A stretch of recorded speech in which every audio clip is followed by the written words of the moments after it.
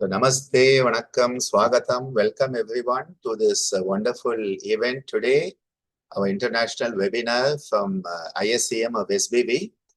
And I request our principal, Yoga Tilakam, Professor Dr. Meena Ramanathan, to begin today's session and take us forward on this amazing endeavor for a vibrant campus through yoga and focusing on salutogenesis and yoga therapy across the entire lifespan.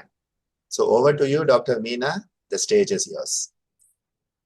Namaste, Vanakkam, Swagatam, and welcoming each and every one of you who have joined us with a happy morning and happy afternoon, evening. Those who have joined us across the oceans and from different time zones. So again, welcoming each and every one of you for this international webinar on the salutogenic approach of yoga therapy across lifespans. This is a SBV initiative for yoga for a vibrant campus and academic excellence. So let us start with the invoking the energies of Lord Ganesha.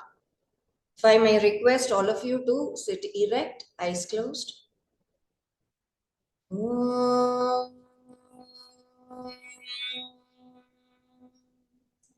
Tadganeshaya vidmahe Vakratundaya dhimahi tanno danti prachodayate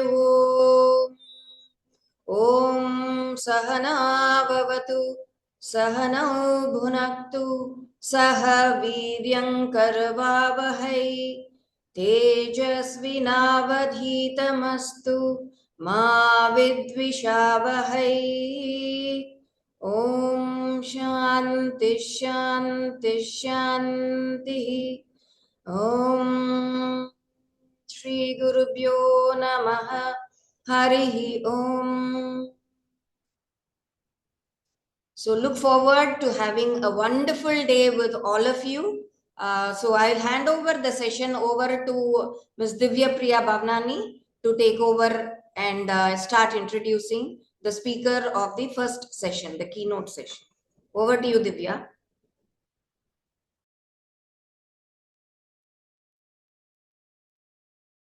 Namaste, Vanakkam, Swagatam, everyone. Good morning.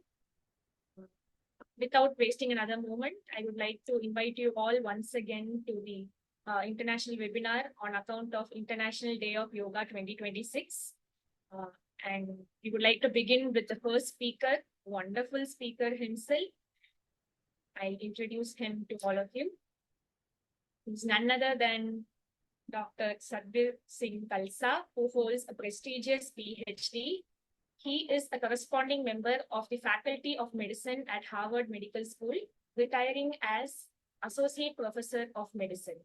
He is the Director of Research for the Kundalini Research Institute, Research Associate at the Benson Henry Institute for Mind-Body Medicine, as well as the Research Affiliate of the Osher Center for Integrative Medicine. He has practiced Kundalini Yoga since 1971 and is a certified instructor and has been engaged in biomedical research on the efficacy of yoga for improving mental health since 2000. He has conducted clinical research trials evaluating yoga interventions for insomnia, post-traumatic stress disorder, chronic stress and anxiety disorders, and also for adolescents in public schools and workers in occupational settings. He works with the International Association of Yoga Therapists to promote research on yoga and yoga therapy as editor in charge of the International Journal of Yoga Therapy and as chair of the Scientific Program Committee for its annual conference. He is the chief editor of the medical textbook, The Principles and Practice of Yoga in Healthcare, co-editor of the textbook, The Principles and Practice of Yoga for Children and Adolescents, and the medical editor of the Harvard Medical School Special Report and Introduction to Yoga. So we are very delighted to invite Satbir sir, and we'll be beginning with his session. So we'll go into his session right away. Let's enjoy it and requesting you all to sit back and let's enjoy the wonderful sharing and wisdom that he has to share for all of us on this very special occasion.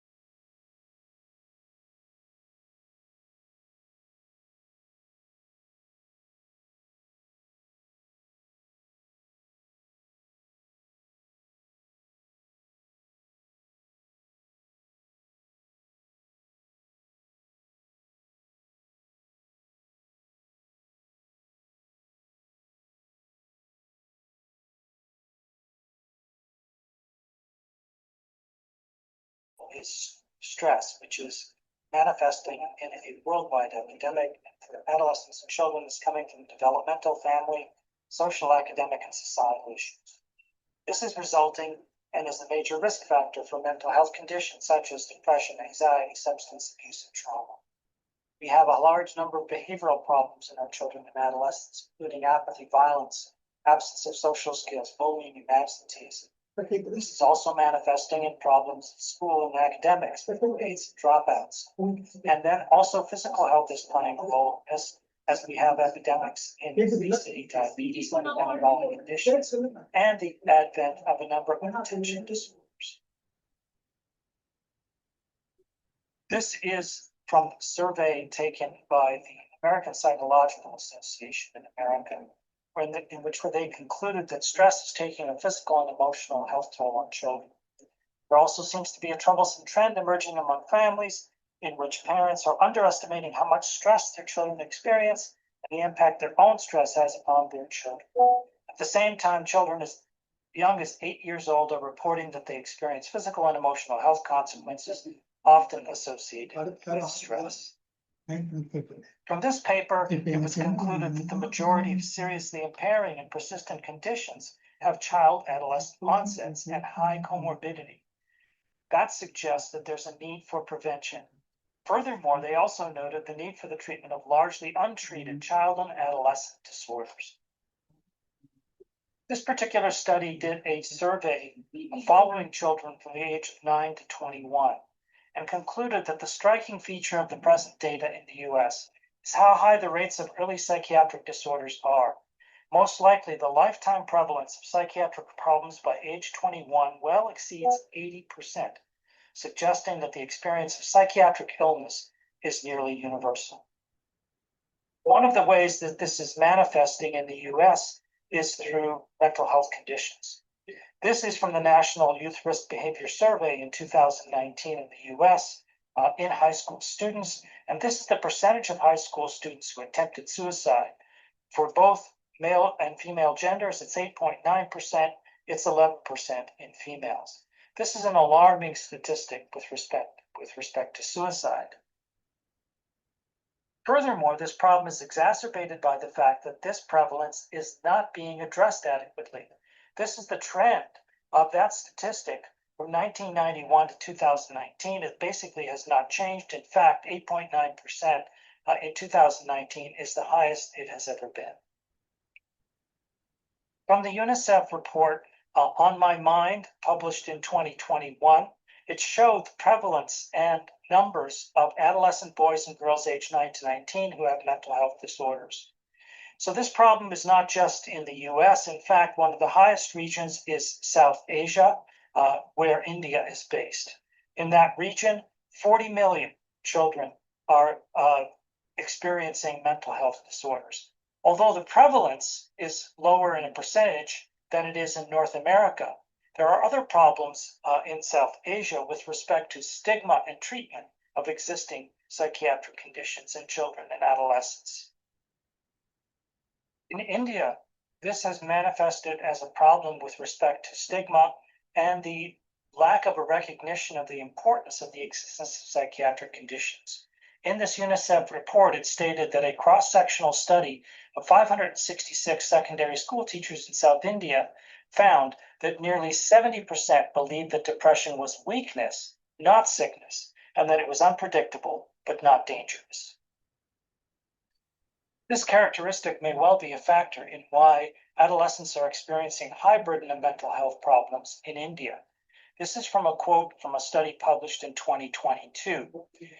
India is home to the largest number of adolescents globally, comprising about a fifth of its population, 243 million. A meta-analysis reports that 6.5% of the community and 23% of school children and adolescents have psychiatric disorders. India has the highest suicide rate globally, and suicide is the leading cause of mortality in this population.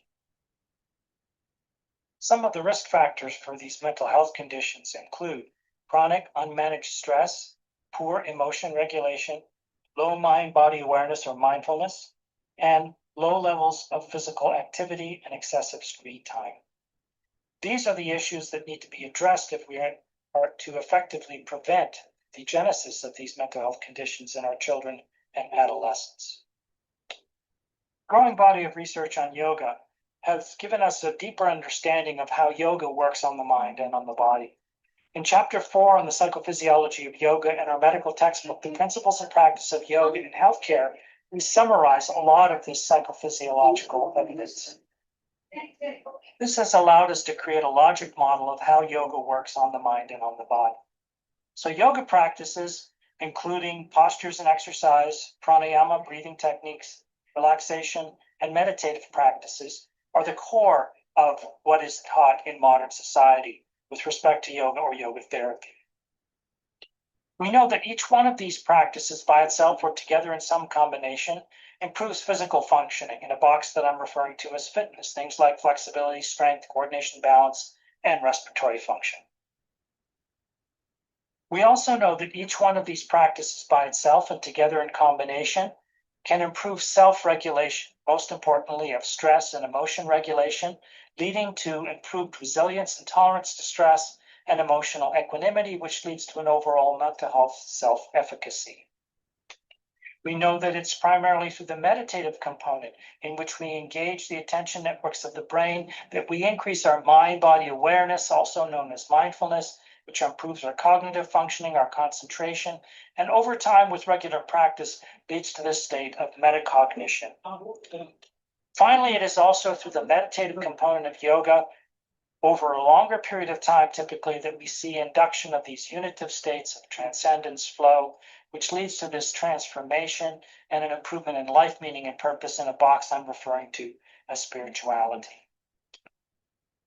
So one thing you can see from this logic model is a global change across a broad spectrum of human functioning, from the gross levels of muscle and connective tissue to the deepest experiences that humans can have. We have strong evidence for the physical fitness components, and the last 2 to 3 decades have given us enormous insights into how yoga improves self-regulation and mind-body awareness, and there is now growing research on the efficacy of yoga in improving spirituality. Overall, this allows us to conclude that yoga has improvements on global human functionality, from physical and mental health to improving physical performance, to improvements in stress and emotion regulation, awareness and mindfulness, improvements in metacognition, and ultimately to the deepest characteristics of humans: positive behavior, well-being, values, life purpose and meaning, and spirituality. So within this logic model, you can see all of the elements that really will address the risk factors for mental health in children and adolescents. This is also accompanied by a growing body of research on children and adolescents with respect to yoga. This slide shows a PubMed search that was conducted with the search terms yoga in the title of the article and child or adolescent also in the title. And what you can see is this enormous growth in the number of publications over the past 20 years. We've also reviewed the research that's been done on yoga for children and adolescents in our paper published in 2020. We concluded from that study that outcomes included a range of constructs in 3 domains: psychological, behavioral, cognitive, and physiological physical functioning. In all but 5 studies, yoga improved outcomes in at least one of these 3 domains. Results indicate growing evidence that yoga is a promising intervention for children and youth.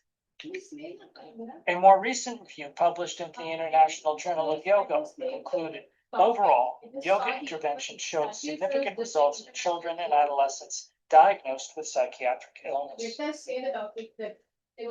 We've also summarized this in our chapter on yoga therapy for pediatrics in the Principles and Practice of Yoga in Healthcare.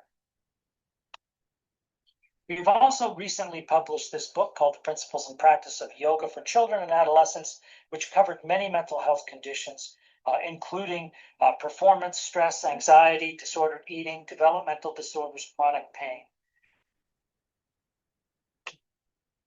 And more recently, in 2025, is this review in the Pediatric Annals, Yoga Can Improve Resilience, Mood, and Self-Regulation Skills Pertaining to Emotions and Stress. Thus, yoga can serve as an important life skill tool for children.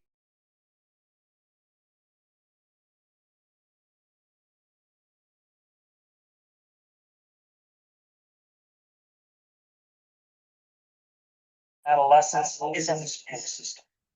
And we published this paper as a rationale back in 2016, arguing for the need for yoga for our children and adolescents, the rationale, the scientific rationale for why this would provide benefit, and the findings that have been published to date showing the positive efficacy of yoga for mental health.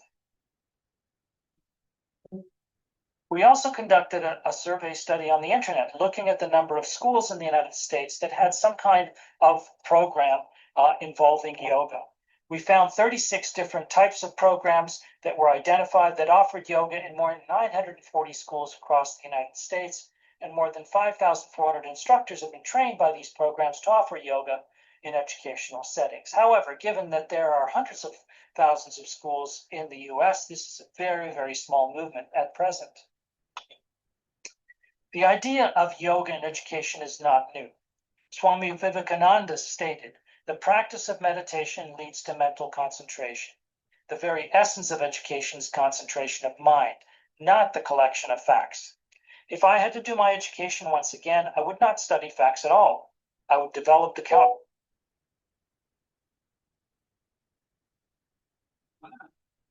power of concentration and detachment, and then move on from there."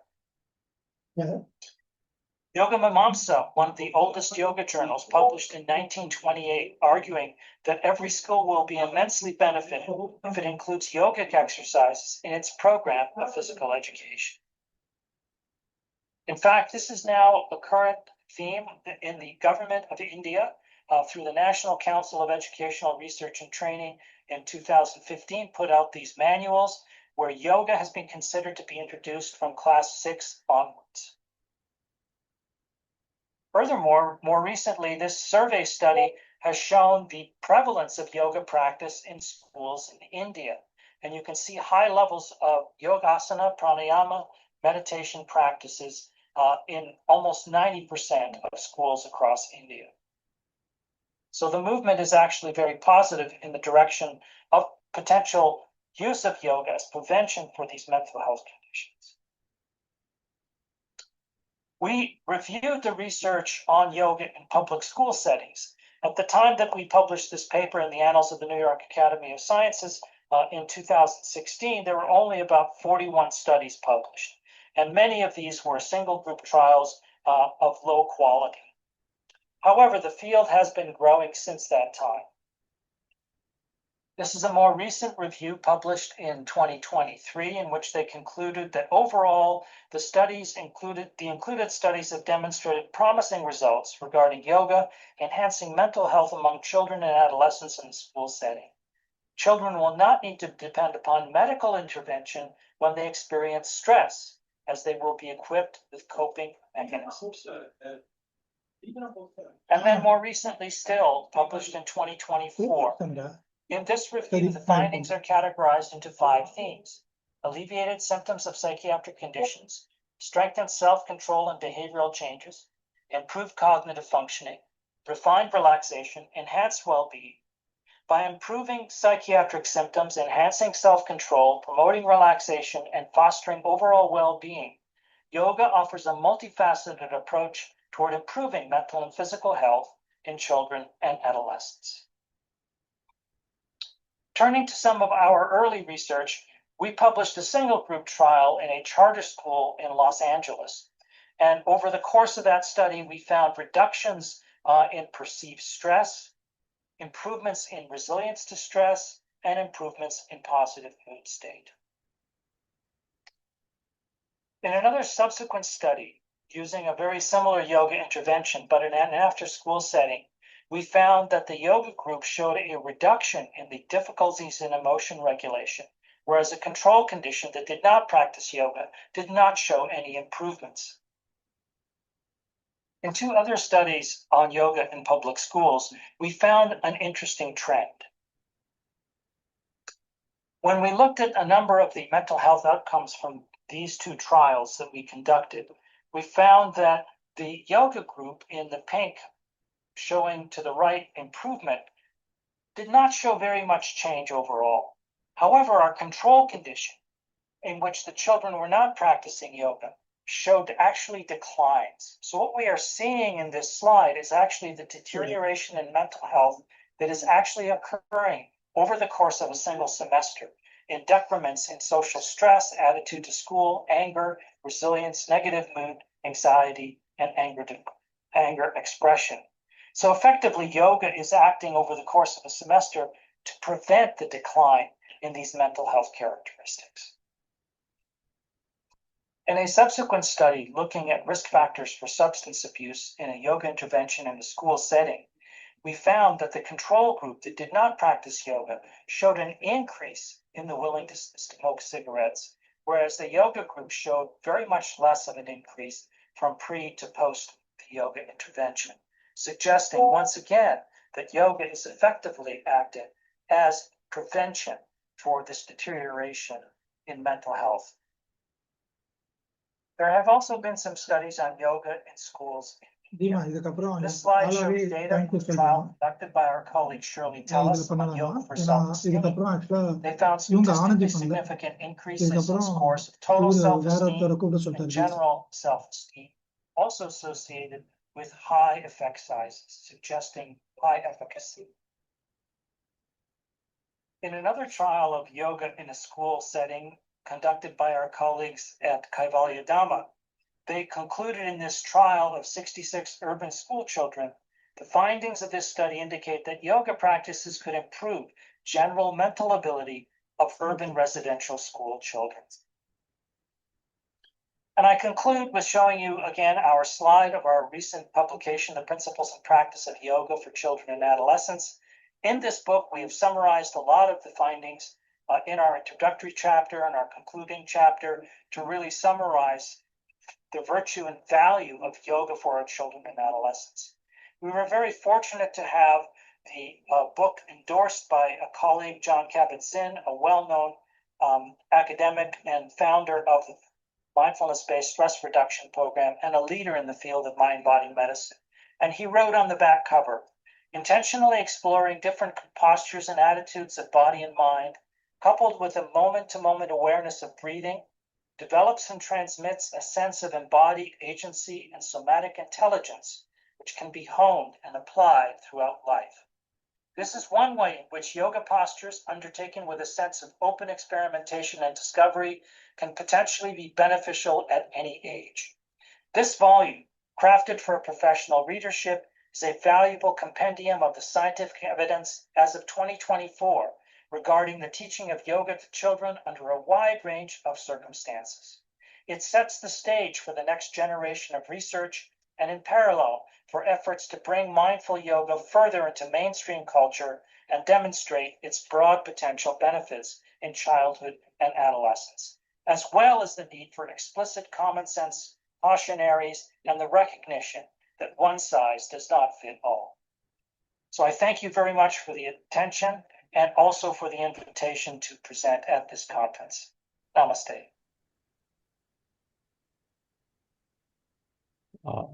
Namaste, and thank you very much, Dr. Sadhbir Singh Khalsa sir, for your wonderful keynote address, giving the various perspective of yoga and the impact of research on it.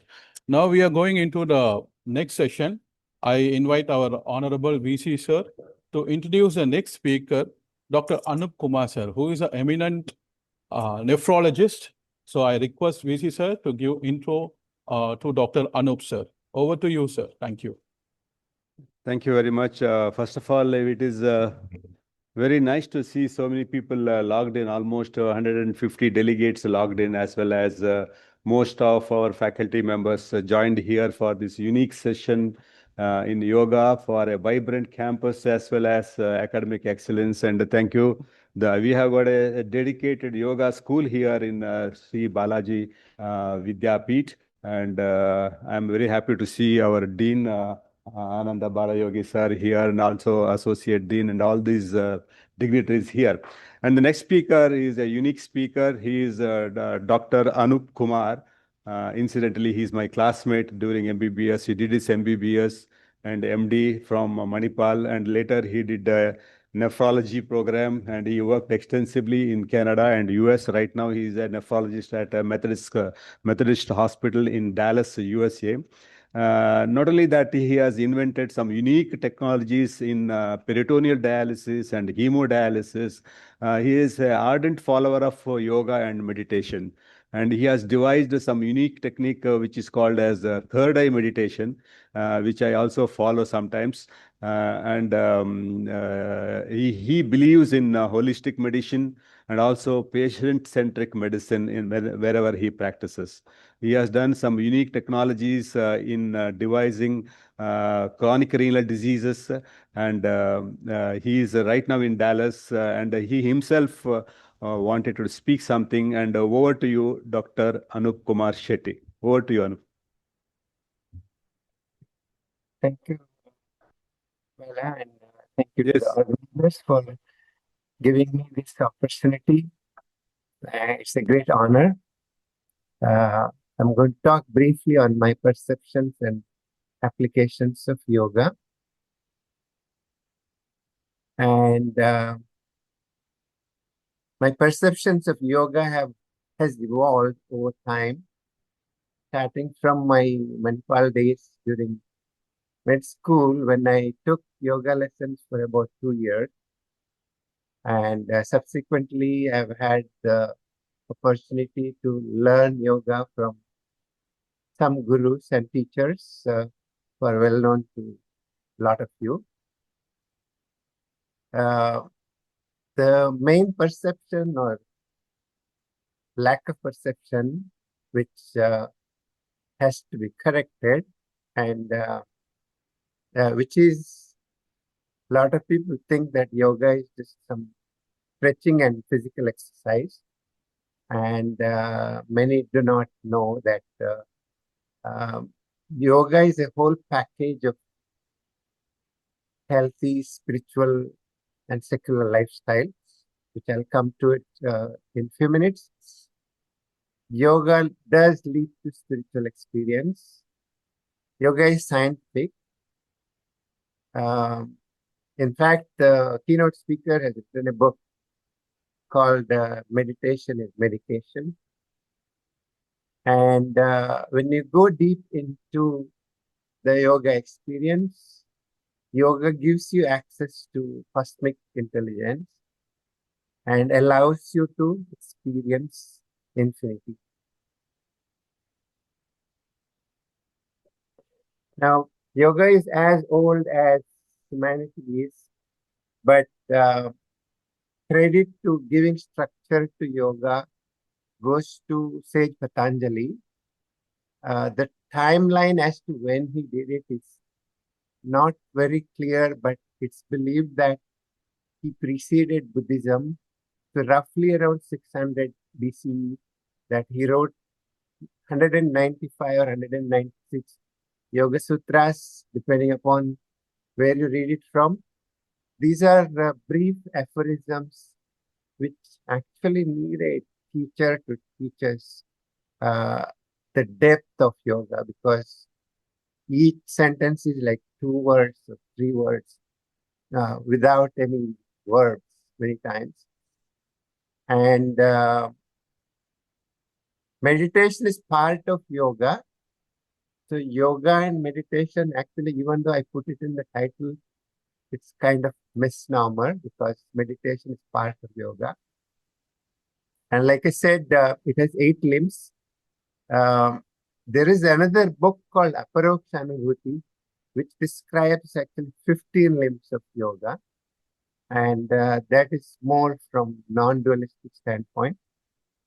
And I made up a definition of meditation, which is a little easier to understand.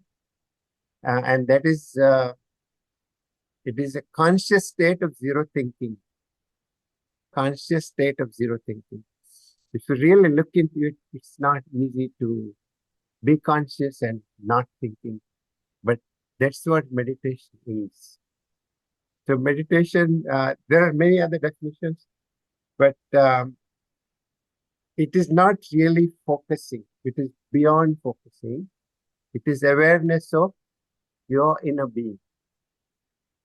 If you look at the definition of yoga from Yoga Sutras, the second sutra says, Yogas Chitta Vritti Nirodha.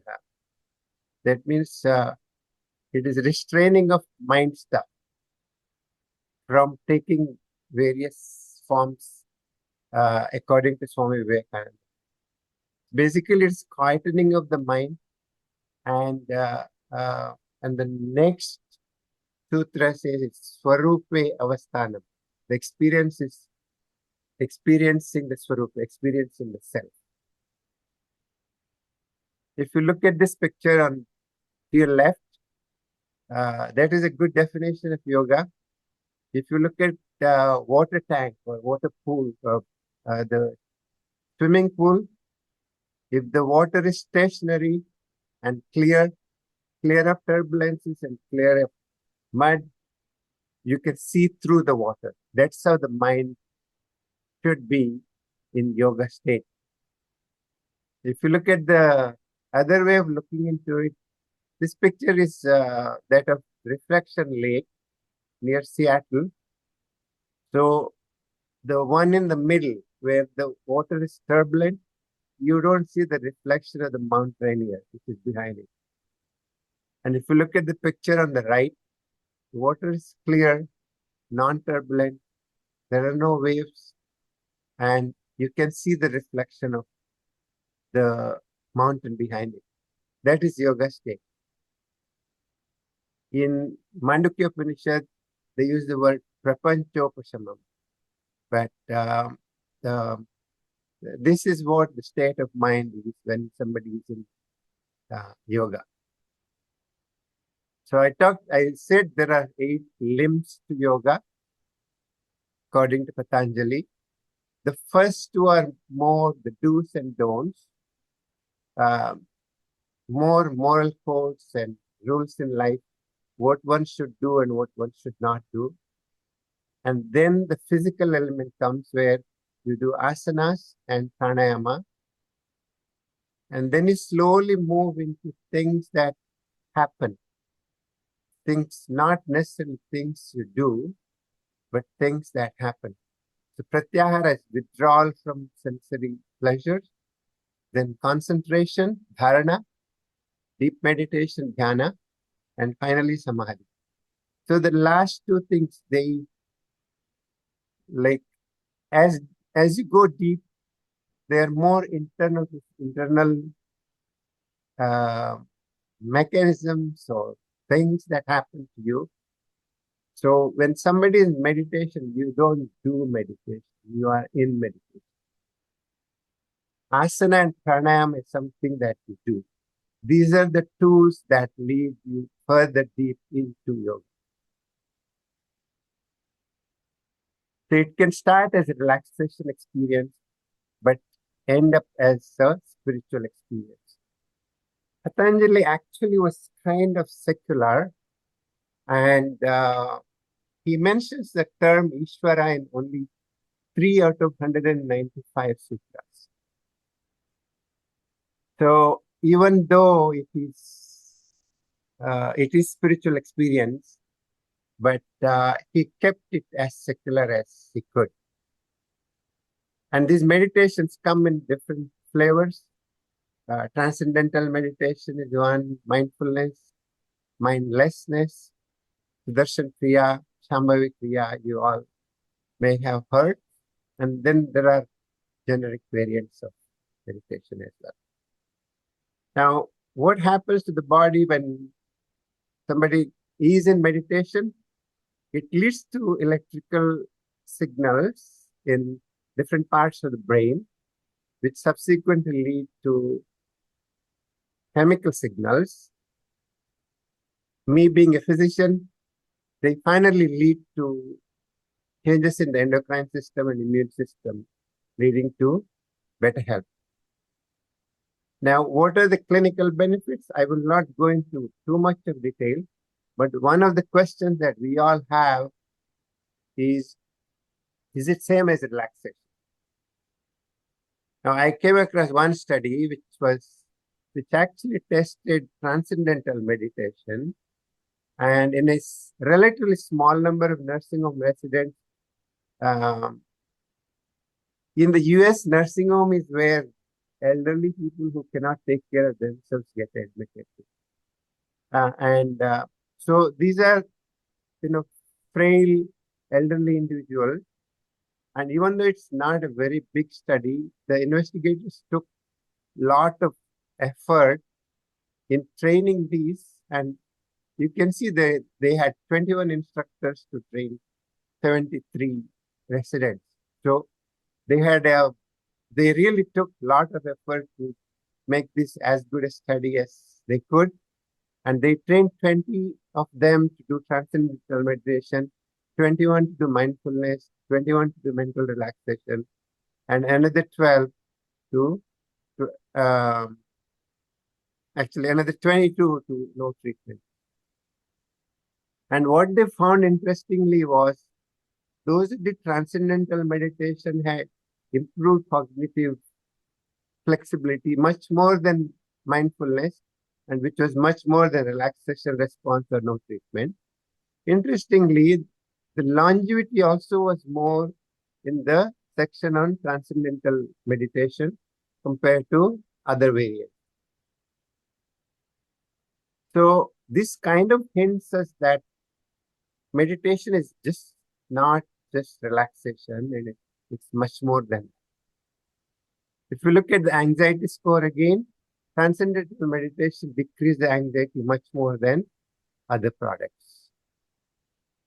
And if you combine multiple psychological variants into one, again, those who practice or those who are trained to do transcendental meditation benefited more than others.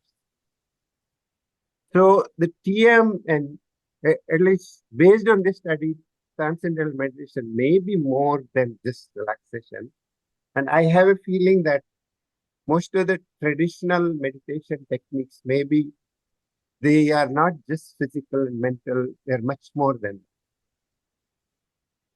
that. If you look at the experiences of yogi, they come under improving the spiritual quotient, alertness, improving the emotional quotient, as well as improving the intelligence quotient. And if you look at other literature, there is suggestion that they reduce the blood pressure, they do reduce body weight, heart rate, stress response, and other variants in hypertensive patients. There are studies showing that yoga and physical exercise may be similar in reducing weight. Again, comparing mindfulness-based stress reduction and yoga, they were equally effective in anxiety symptoms in other studies. There are, of course, many studies which are showing lack of benefits as well. Now, if you go to American Heart Association, they have gone to recommend yoga as a complementary treatment for hypertension. And meditation specifically, they said it suggests possible benefit of cardiovascular risk. And so they suggest that it be used as a adjunct treatment, adjunct to other guideline-based cardiovascular reduction methods.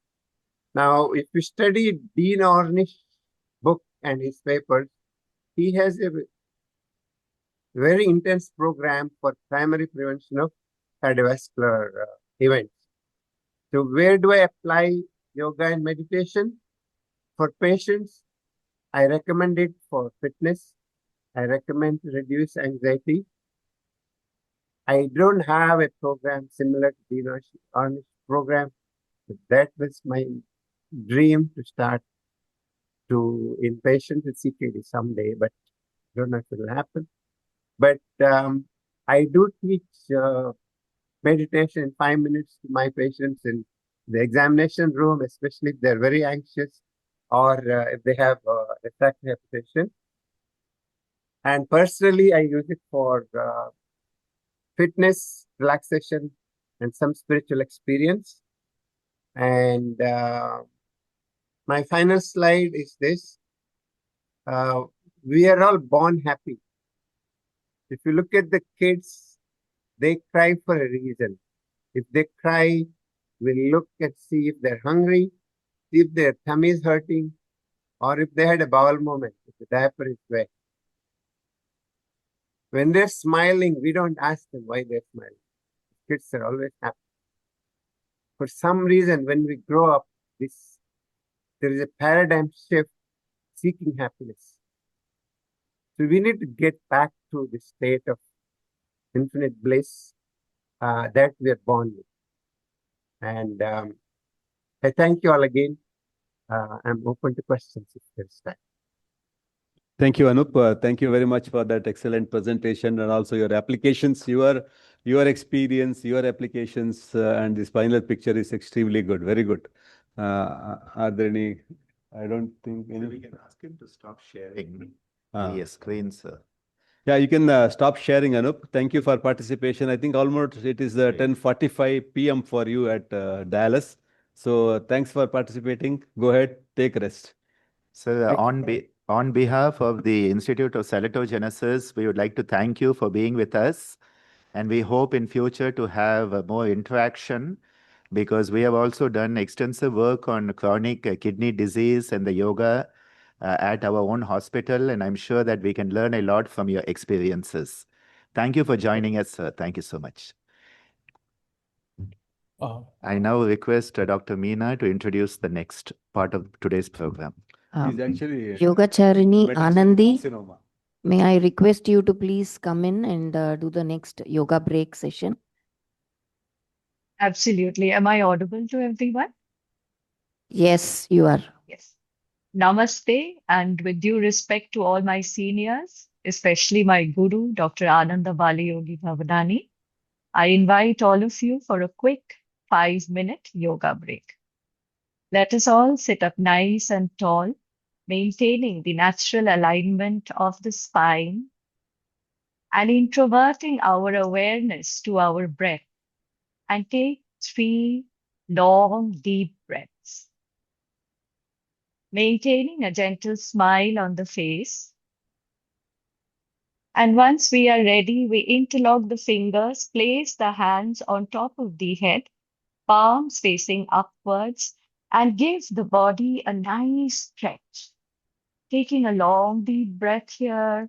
And as we exhale, bringing the hands down, placing the hands on the arms of the chair, placing the feet firmly on the ground. On the next inhalation, raising the left hand up, twisting and looking up at the ceiling, giving a nice stretch to the lateral part of the body, and a nice deep breath here. As we exhale, bringing the hand down. And now the opposite side, inhale, raise the right hand up. As you exhale, twist and look up at the ceiling. Take a deep breath. On the next exhalation, bring the hand down. One normal breath here. Next, on the next inhalation, we twist. The left hand is on the right arm. We twist the body with the support of the chair and give the body a nice twist. Take a deep breath here.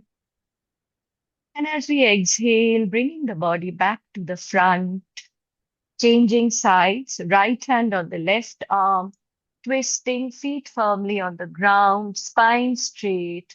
One deep breath. Exhale, bring the body to the front. Just relax. We have 3 more minutes, so we'll quickly go to some shoulder movement. As we inhale, we raise the shoulders up. As we exhale, bring the shoulders down. Hands are on top of the thighs. We continue this for 2 to 3 rounds in a clockwise direction, and then changing sides to an anti-clockwise direction. Inhale up and exhale down. One last round and gently relax. You can place the hands on top of the arms of the chair as we do some quick neck movement. As we inhale, keep the neck chin to the center. As we exhale, bring the chin on top of the right shoulder. Inhale, chin back to the center. Exhale, chin on top of the left shoulder. Inhale, back to center. On the next exhalation, we nod the right ear on top of the right shoulder, giving a nice stretch to the side of the neck. Back to center, the left side, giving a nice stretch. And back to the center. Take a deep breath. As you exhale, bring the chin down to the chest, giving a nice stretch to the back of the neck. Inhale, head back to center. Exhale, drop the head back comfortably, giving a nice stretch to the front of the neck. And back to center. We still have 2 more minutes, so we will do a quick alternate nostril breathing. I will invite you to block your right nostril. Exhale through the left. Inhale through the left, blocking the left nostril. Exhale through the right. Inhale through the right. We will do this for 3 or 6 rounds at convenience. Making a conscious effort to slow down the breathing as we do the practice. Making a conscious effort to keep a gentle smile on the face as we do the practice. Alternate nostril breathing, Nari Shuddhi Pranayama. Last round, we will exhale through the right nostril and leave the practice. And we will close the session with 3 rounds of Om chanting. I don't know if it is okay in the conference room, but if it is, please join me for 3 rounds of Om chanting. Take a deep breath in. Om.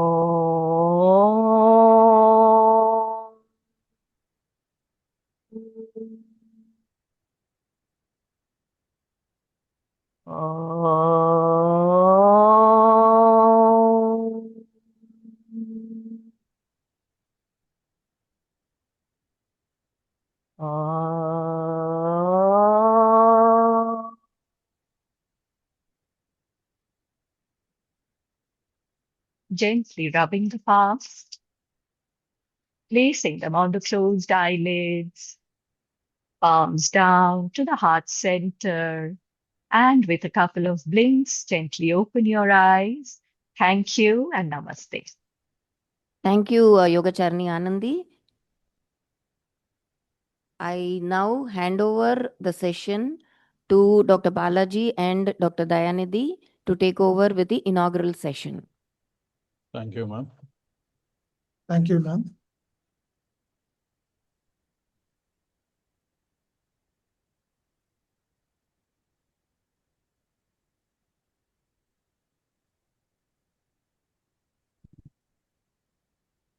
Namaste. very warm. So, very warm welcome to all the distinguished dignitaries, resource person, faculty members, students, yoga professionals, healthcare practitioners, and participants joining us from different part of India and across the globe. On behalf of School of Yoga Therapy, Institute of Salutogenesis and Complementary Medicine, Sri Balaji Vidyapeeth, we are delighted to welcome you to this international webinar on Salutogenesis approach of yoga therapy across lifespan, organized in connection with the International Day of Yoga 2026 celebration. I am Dr. Dayanidhi G. Dr. Balaji R. We are honored to be your moderators for today's inaugural session. This session, it is beginning the auspicious gathering by invoking the true spirit of yoga, harmonizing the health, holistic well-being, that the holistic approach of yoga. To formally welcome all our esteemed guests and participants, I now invite Professor Dr. Ananda Balayogi Bhavanani Sir, Director ISCM, Sri Balaji Vidyapeeth, to deliver the welcome address. Sir, may I kindly request you to address the gathering. Namaste, Vanakkam, Swagatam. Welcome everyone to today's special international conference. And I take this opportunity to welcome our respected Vice Chancellor, Sir, who has motivated us to take up this event as part of the SBV-IDY 2026 endeavors, as per the guidelines of UGC, Ministry of Ayush, and other aspects of the Government of India. We welcome all our senior faculty members who are part of our inaugural ceremony here. I would like to specially welcome Yogacharya Sridharan Sir, who is joining us from Chennai, one of India's most senior Yogacharyas, a direct student of the famous Yogacharya Krishnamacharya and Yogacharya TKV Deshikacharya. Sridharan Sir is the Senior Vice President of the Indian Yoga Association and part of the International Advisory Board of ISCM. We welcome you, sir, to today's event. I also take this opportunity to welcome the respected President, the Secretary General of Indian Yoga Association, who are sending the greetings, which we'll play in a few moments, and all our international faculty. Especially this morning, we listened to a wonderful keynote by Professor Sadbir Khalsa of Harvard. We listened to Dr. Anup Shetty, sir, and his experience of yoga and meditation. We have Professor Ingen from Norway, who is part of our MOU partnership with their prestigious university. And also we have speakers from Bangalore. We have Yogacharya Vinay Siddhaya with us. We have Dr. Parini Ranganathan from Tamil Nadu MGR University, a Professor Emeritus, who will be joining us for his speech, and so many other eminent speakers who are part of this team. I also would like to welcome, yes, Parini sir, nice to see you here. Welcome, sir. And a special welcome to all our participants.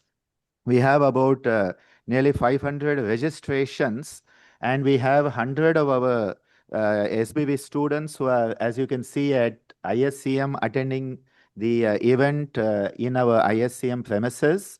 And also all our PhD scholars of SBV, thanks to our Central Office of Research and their motivation.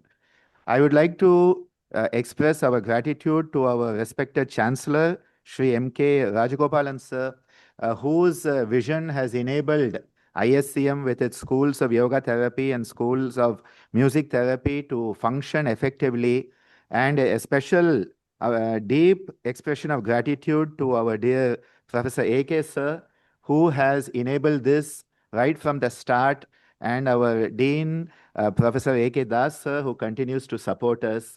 We thank each and every one of you for being with us for this inaugural ceremony. And I give the mic over to Professor Meena Ramanathan to take the event forward officially. Thank you so much. Thank you very much, sir, for that warm welcome. The next part of it is the feedback from the teachers and the participants of the morning yoga session. May I now request Professor Karthikeyan, sir, who's here, HOD of ENT of Mahatma Gandhi Medical College and Research Institute. Sir, for your feedback regarding the morning yoga session. Thank you, Dr. Meena. and dear and respected members, greetings. For a change, I'm here as a student, not as a professor or the dean. And I came here to share my experience about yoga for vibrant campus, an initiative of SBV and our respected vice chancellor, which is happening every day in the morning at basketball court, the SBV ground, every day 6 to 7. It goes very well. It's a wonderful program. And Mr. Dhanush, the yoga instructor, taught us about simple stretch exercises and basic yoga asanas. And he's very sincere and very regular, and he guiding us to how to do that. Today also we have seen the yoga break, Mary Cecil. The same thing we used to do in our campus in the early morning hours. And when we are doing actually birds chirping sound at one side, the cool breeze from the other side, and we are doing yoga in the basketball court along with the students. It's very fresh for me to start the day. So it's wonderful program, and thanks to the initiative. And what are the benefits I have got actually after this? Maybe for the past 1.5 to 2 months it is happening. And I'm getting up early in the morning and going to bed early in the night. That's the first benefit. And second thing, I used to have a migraine. Frequently, I used to have that. But after this session and all, my intensity and the frequency of that has come down. Even my mother told me that, so nowadays your headache has come down, it seems. You just continue with the yoga. Are you going regularly? I said, yes, I'm going regularly in the morning. So continue with that. And my wife also used to accompany with me. And she had actually shoulder pain and stiffness also. And many times I told her, do a simple stretch exercise at home. But she didn't listen to me. Whose wife listens to the husband? She didn't listen to me. But when she joined yoga, she is doing routinely. And she conveyed this message to the yoga instructor that she is improving very well. And once again, I thank the Vice Chancellor for this initiative, and ISCM for regularly conducting this event at basketball court. So thank you very much. Let the well-being prevail. Thank you. Thank you so much, sir, for that heartfelt feedback from you. I would request now Ms. Shiva Shankari, the student doing her MBBS internship, who's also a regular participant, to give her feedback about the session. Good morning, everyone present here. I am Shiva Shankari, working as an intern in MGM CRI. I would like to begin by thanking everyone to creating such a wonderful opportunity. And I heard feedback my co-interns that they truly enjoyed their yoga posting. And I would like to share my personal experience. I have epilepsy and I am on medication past 10 years. After doing yoga, I feel like I feel calm and my stress levels are reduced, and I have positive energy around me, and I work throughout the day with full energy. Very good. Thank you for that wonderful, your personal experience. Now I would request Dhanush Apnadesh, our yoga instructor, to share the teacher's perspective. Happy morning to all. Respected VC sir, Register sir, Director sir, ISCM School of Yoga Therapy, Principal ma'am, ISCM School of Yoga Therapy, Dr. Balaji, ISCM School of Yoga Therapy. Morning class start ஆகி 2 months ஆகுது.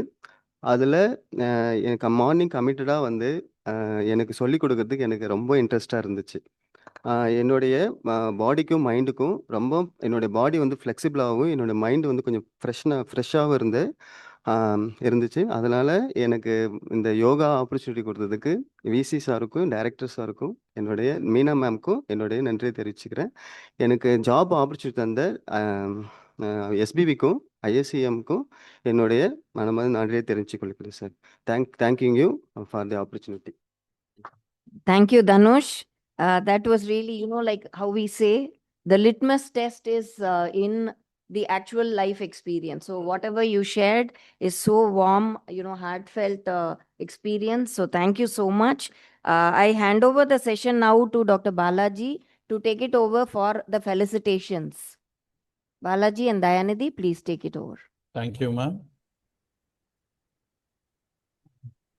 We shall now move on to the felicitation segment. It is our privilege to invite our distinguished dignitaries to share their greetings and best wishes.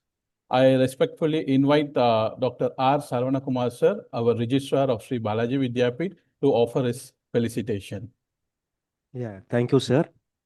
Let well-being prevail. It's an honor to be part of this felicitation and the program. The point and observation for my submission to this esteemed guest as well as to all the team members across is, the first is unification. Today, we have achieved unification. I have my students sitting here. I have my vast experienced dignitaries sitting here. I have the Vice Chancellor here. And across the globe, people are here witnessing what is happening. The first step towards any transformation happens with unification, which we have achieved it. This transformation goes into a modification. The personal modification, which all of us today spoke and heard, is a behavior modification. Once we achieve behavior modification, it is not just individuals who become better, the whole community becomes better. So with this note and observations, I think I'm really happy to be part of this team, and it's a real honor to be part of it. And my request is, let this wellness prevail towards the community. On this occasion, Ananda sir, Meena madam, and the whole team of ISM, it is our humble request, and please carry on with this goodness, and the whole globe is with us. So with this note, I'm really happy to be here and sitting in this chat. So thank you, sir, for initiating this, sir. Thank you, sir, for your encouraging words and continuous support. It's now our honor to invite Dr. Hansaji, the Yogendra, President of Indian Yoga Association, to share. I'm just here to share her felicitation.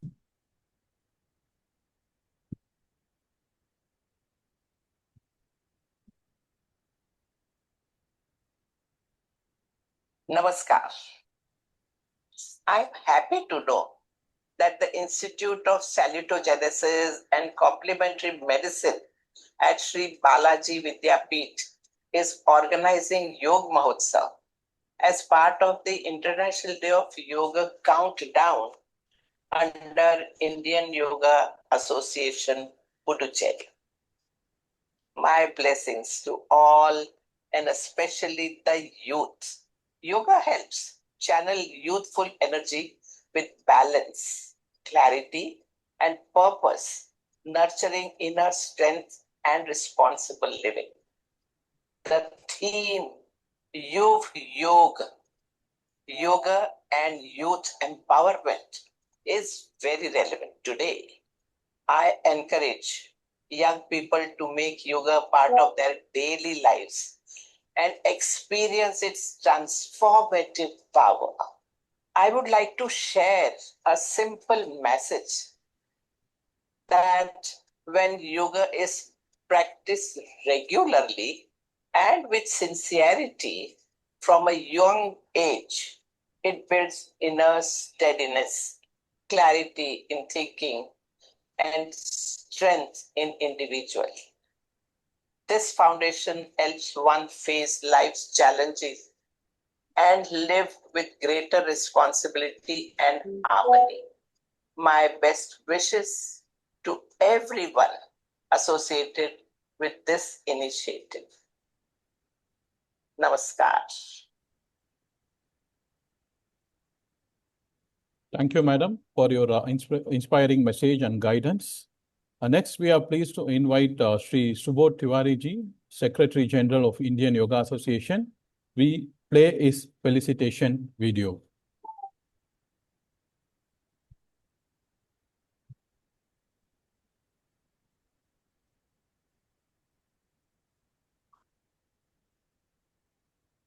I get greetings from Kaivalya Dham and the Indian Yoga Association for the celebration of the conference on yoga and youth, Yuva, by the Balaji Vidyapeeth, the Department of Yoga Therapy, which is working beautifully under the guidance of Yogacharya Ananda Maharaj. Morarji Desai National Institute of Yoga has collaborated to celebrate the International Day of Yoga. And future of the country lies with the youth. And this effort to inspire this yuva, the youth, into the sublime practices of yoga is a great step. And with the innovation which comes with Balaji Vidyapeeth and the School of Yoga, I am sure many of those who are sitting on the fence will come over into this world of yoga. So I wish you all the best. Sarve bhavantu sukhina, sarve santu niramaya, sarve bhadrani pashyanti, ma kachit dukha bhaga bhavet.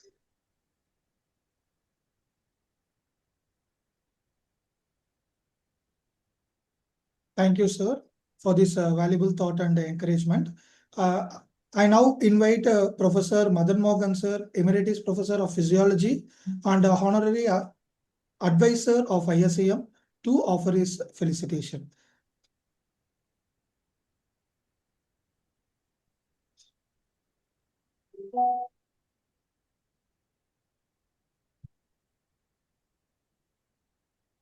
Namaste. Yeah.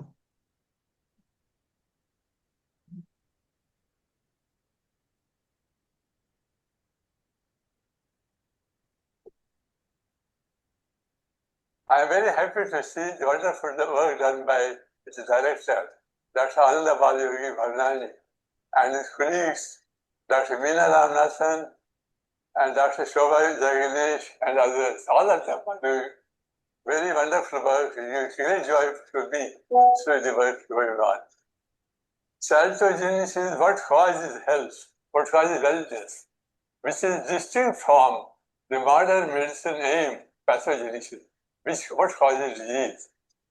So the aim is on health, on wellness, rather than disease. And in Ayurveda and Yoga also, the aim is health. And the institute, with this aim, is doing wonderful work in the domains of education, research, and patient care. Thousands of patients have benefited, and so much of work has been done. And this shows dedication of Dr. Ananda and his team. Dr. Ananda has acquired the qualities of his worthy parents, Swami Geetha and Amaji. I am very fortunate to have been close to Swamiji, and his unforgettable personality has had great impact on me. The management of Sri Balaji Vidyapeeth, the Chancellor, the former Vice Chancellor, Dr. K.R. Sethraman, have played a significant role in the establishment as well as the development of the institute. And the present Vice Chancellor, useful Vice Chancellor, Dr. Shetty, also is very helpful in the development of the institute. I am sure with such a wonderful past, so much work has been already done in the past. The future has to be more wonderful. And for this, my all good wishes to all of you.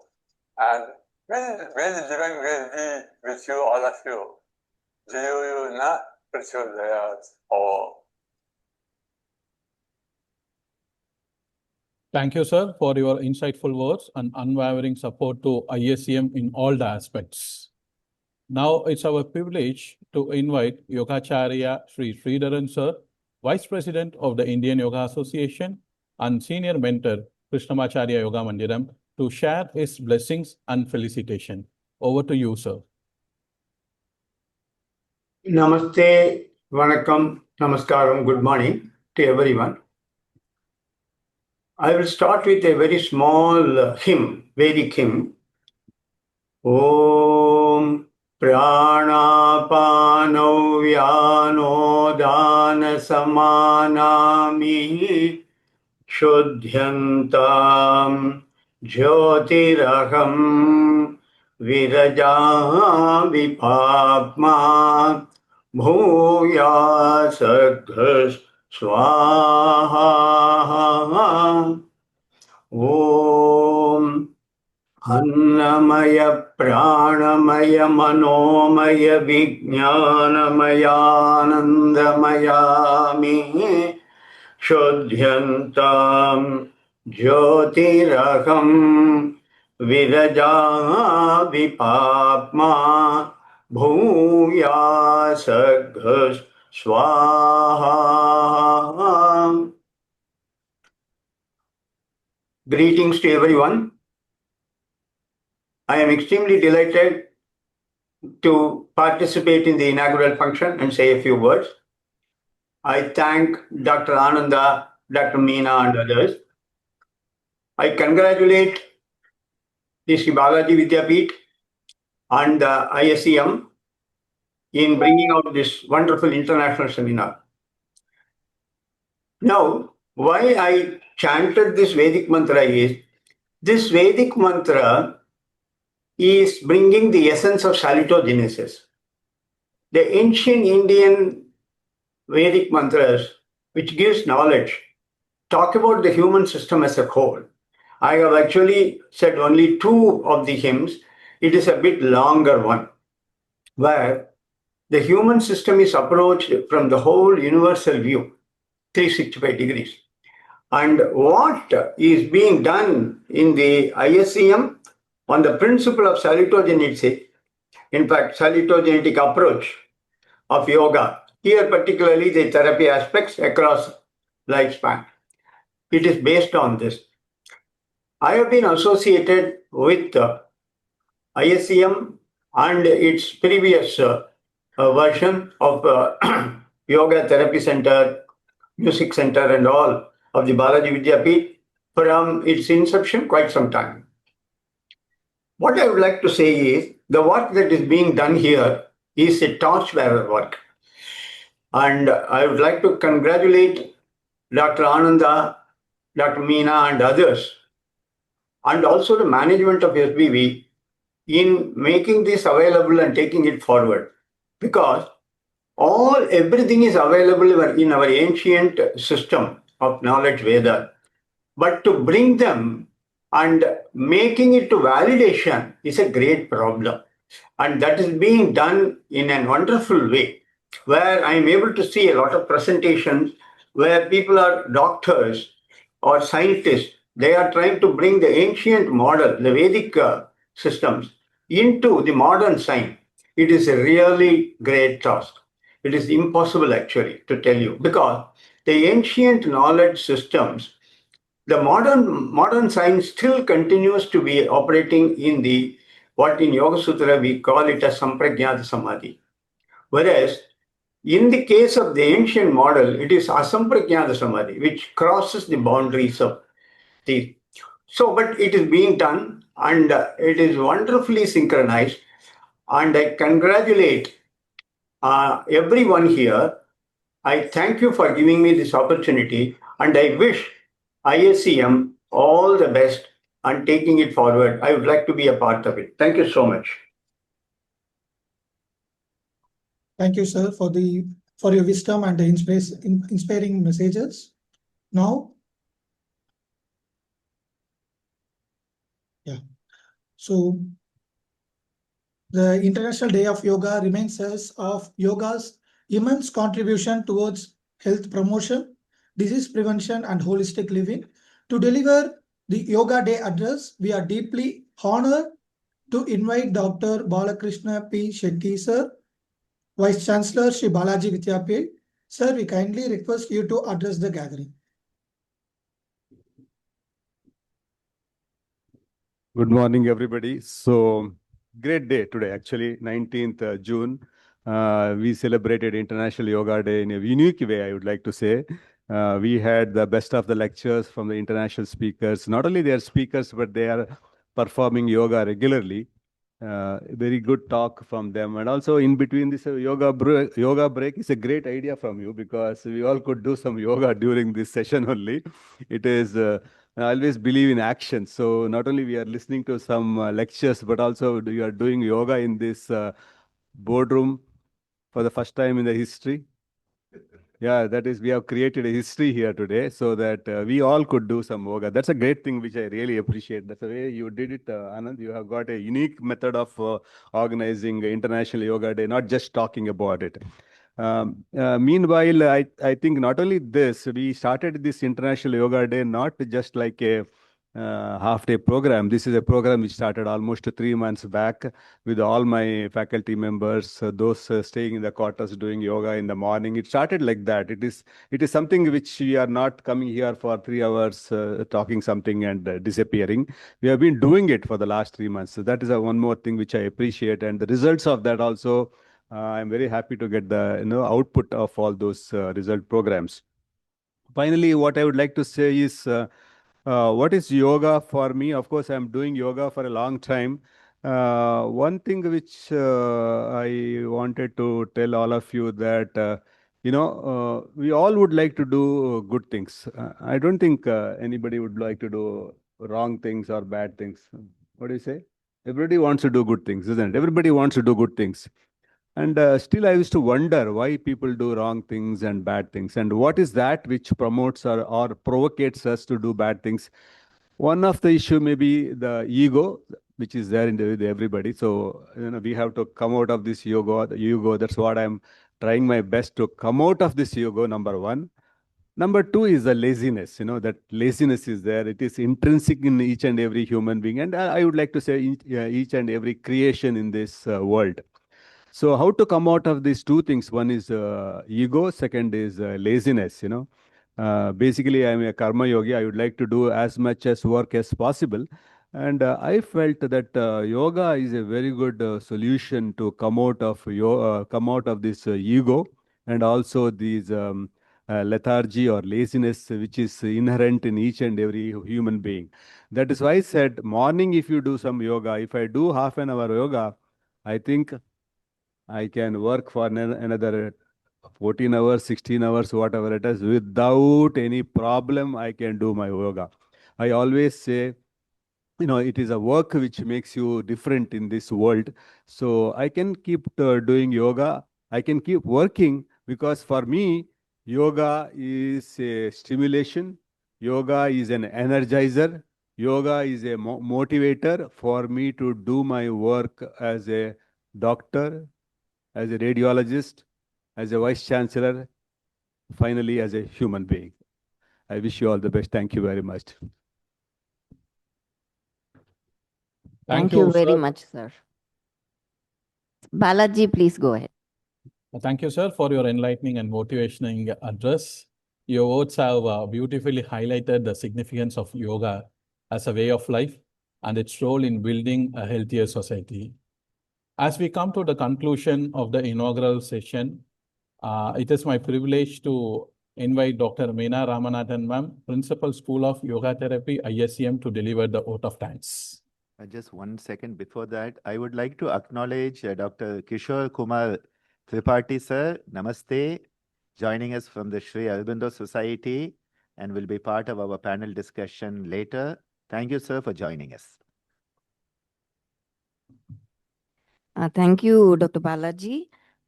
So we have come to this end of a beautiful session, very inspiring inaugural session. So Vanakkam and Namaste, a revered morning to our distinguished global scholars and seekers of wellness gathered here today from across oceans and time zones.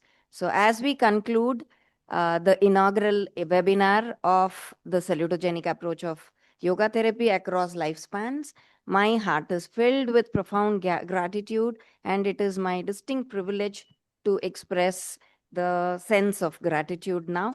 First and foremost, our heartfelt reverence and gratitude to our chief patron, Sri Rajgopalan sir, Honorable Chancellor of SBV, for his unwavering support in fostering initiatives that integrate traditional wisdom and contemporary science. Sincere thanks to our Vice Chancellor, Sir Balakrishna Shetty, sir, for his inspiring inaugural address, speaking about how to come out of lethargy and ego. That was really beautiful, sir. The whole essence of ego, yoga. So thank you so much. and also for his vision in creating the vibrant campus at SBV through yoga. So thank you for this continued guidance and motivation, sir. I would like to express our heartfelt gratitude to our mentor, Professor Ananthakrishnan sir, who's here. And sir, thank you for always being there for us and supporting us.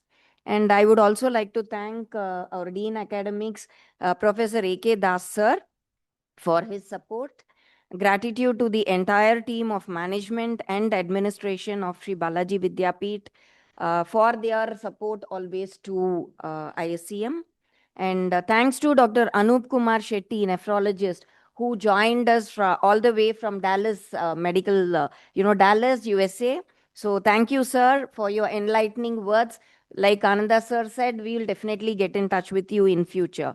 And I would like to take this opportunity to thank our esteemed guests who offered their felicitations. Dr. Sarvana Kumar, Registrar of SBV, for his constant encouragement and the warmth you always extend towards ISCM. Thank you, sir. And our gratitude to Mahansaji, President IYA, Sri Subodh Tiwari, Secretary General of IYA, and our senior mentor, Yogacharya, Sri Sidran sir, for your blessings, for that beautiful chant, energizing chant, and always, your warm hands is, it feels like it is always on our head, blessing us. So thank you so much for being there. And you also finished with saying that you'll always be there for ISCM. So thank you so much, sir, for your warmth. And our dear, dear mentor, Professor Madan Mohan sir, for being a pioneer in whatever we are doing. His input and his guidance has always been there. So thank you, sir. And thanking all the heads of the institutes who have joined us here. My deepest admiration and thanks to our guiding light, Dr. Andabal Yogi Bhavnani sir, Director of ISCM. Your tireless energy, profound mastery of traditional yoga, and your passion for salutogenesis are the reasons why we are here today. So thank you, sir. And our warm gratitude to Professor Karthikeyan sir, Ms. Shivashankari and Dhanush Apnadish for sharing their vital feedback from the morning yoga sessions, reminding us that again, the true litmus test of salutogenesis lies in the lived experience of our students and faculty. So thank you. We are profoundly grateful to all our distinguished international and national resource persons who will be sharing their scholarly insights as well as their staunch support for SBV and ISCM ever. And I would like to extend my heartfelt gratitude to Dr. Rajkumar and his team from MGM ARI for helping us with the survey. So that, and I request sincerely all the participants who have joined and who have registered to please fill up that survey and enable us to understand the perspectives of yoga. And sincerely thank the IT team headed by Sri Sriram for being that invisible force that has helped transform this webinar into a truly global learning experience. And gratitude to all my co-pilots of ISCM, Dr. Shobhana, Dr. Dayanidhi, Dr. Balaji, and all our dedicated faculty members, each and every one of the moderators who have done so far a beautiful session, and we are also looking forward to more such sessions from you all. Thank you for being the working force behind the scenes and for making this digital sanctuary possible. So last but not the least, my heartfelt thanks to all the participants who have so enthusiastically joined us, participated in this whole program, making this international seminar a grand success. Thank you again. So in the words of the yogic tradition, may we move from illness to wellness, from fragmentation to wholesomeness, and from merely adding years to life towards adding life to our years. So thank you all. Om Shanti, Shanti, Shanti. So thank you, madam. We express our sincere gratitude to all dignitaries, speakers, participants, faculty members, organizing committee members, and volunteers for making this inaugural session a success. We now proceed to the academic sessions of the webinar. We request all the participants to remain connected and actively engage in the upcoming presentations and discussions. Together, thank you all. Namaste. Now I request Ms. Charulata, a yoga instructor of School of Yoga Therapy ISCM, to give a yoga break session. Thank you. Over to you, Charu. Thank you, Bala. Good morning to everyone. Vanakkam. I'm going to talk about, now we can participate with Om chanting, Om Pranayama. Om Pranayama is a yogic breath in which a scared syllable of Om is chanted during the Omkar Pranayama is a resonance throughout the body, helping the participant remains fully present in the moment. This enhances the lungs capacity, the vibration, harmony, and mind leading naturally towards the meditation state. This is known as Pranava Dhyana. And we can all start with Om Pranayama. If you are not comfortable with Om, you can say it as a A, U, M. Sit straight. Close your eyes. Relax your breath. Now we can start with Om. Slowly breathe in.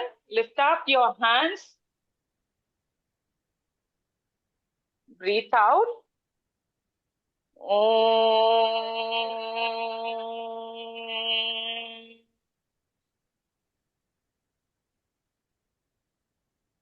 Slowly breathe in. 2, 3, 4, 5, 6. Out.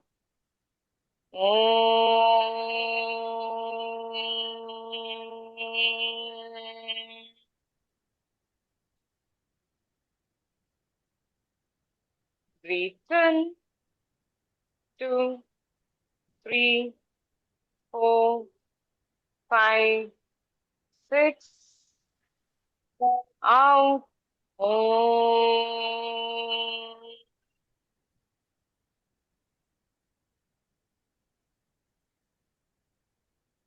Breathe in. 2, 3, 4, 5. Breathe out. Om.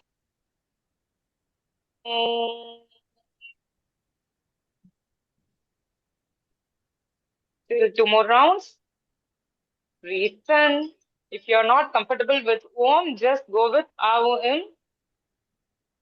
Join your hands. Breathe out. Om.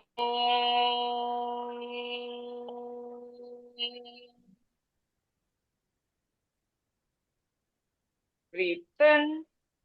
2, 3, 4, 5, 6. Out.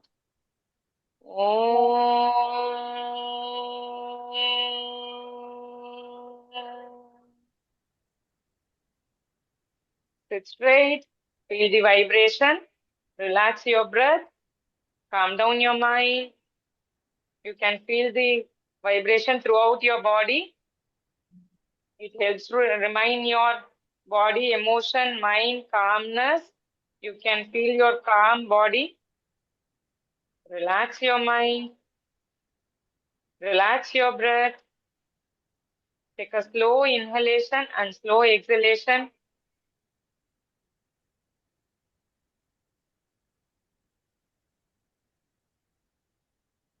Slowly rub your palms on your eyes, to your face, and to your neck.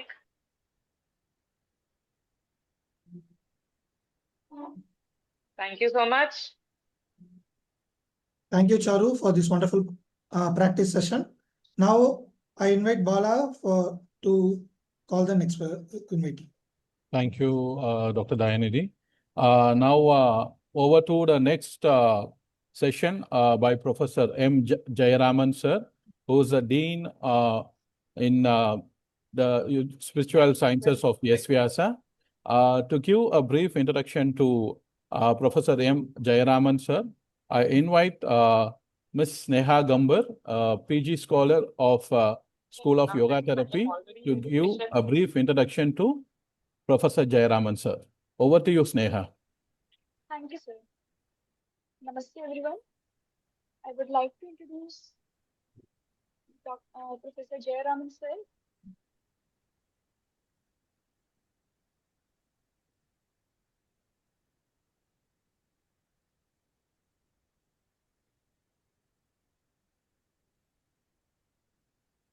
Namaste, sir. He is a MA, PhD, Professor and Dean, Division of Yoga and Spirituality, S. Vyasa, Deemed University, Bengaluru. He is a distinguished scholar in Sanskrit, Yoga, and Indian knowledge systems. He holds a PhD in Sanskrit from the University of Madras with research on the doctrine of Tantra Yukti, a study. He is a recipient of gold medals and first ranks in undergraduate and postgraduate studies in Sanskrit. He's trained in the traditional Gurukul system in Vedas, Vedanta, and Yoga Shastra.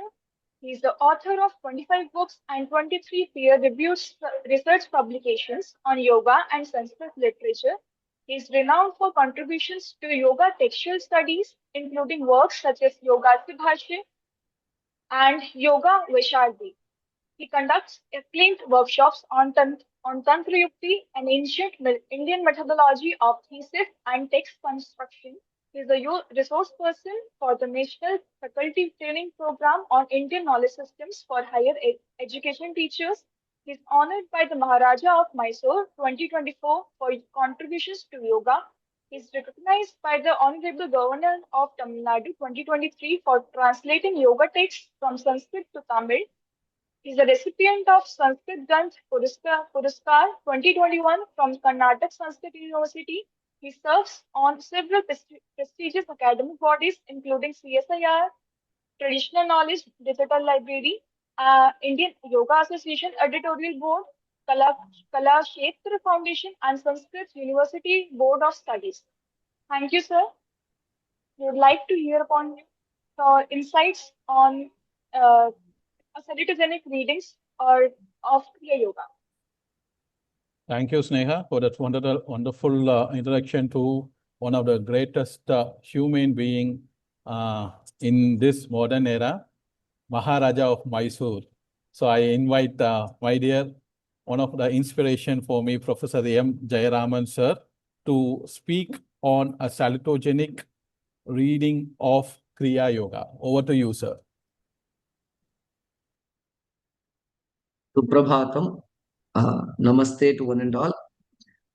Thank you, Dr. Balaji, for crowning me as I don't know. I stay only in Bangalore, and I'm basically rooted in Tamil Nadu only. So hence, but thanks for that warmth, generosity of appreciation. Indeed, I offer at the outset my pranams to all the very senior yoga mentors and gurus and teachers here.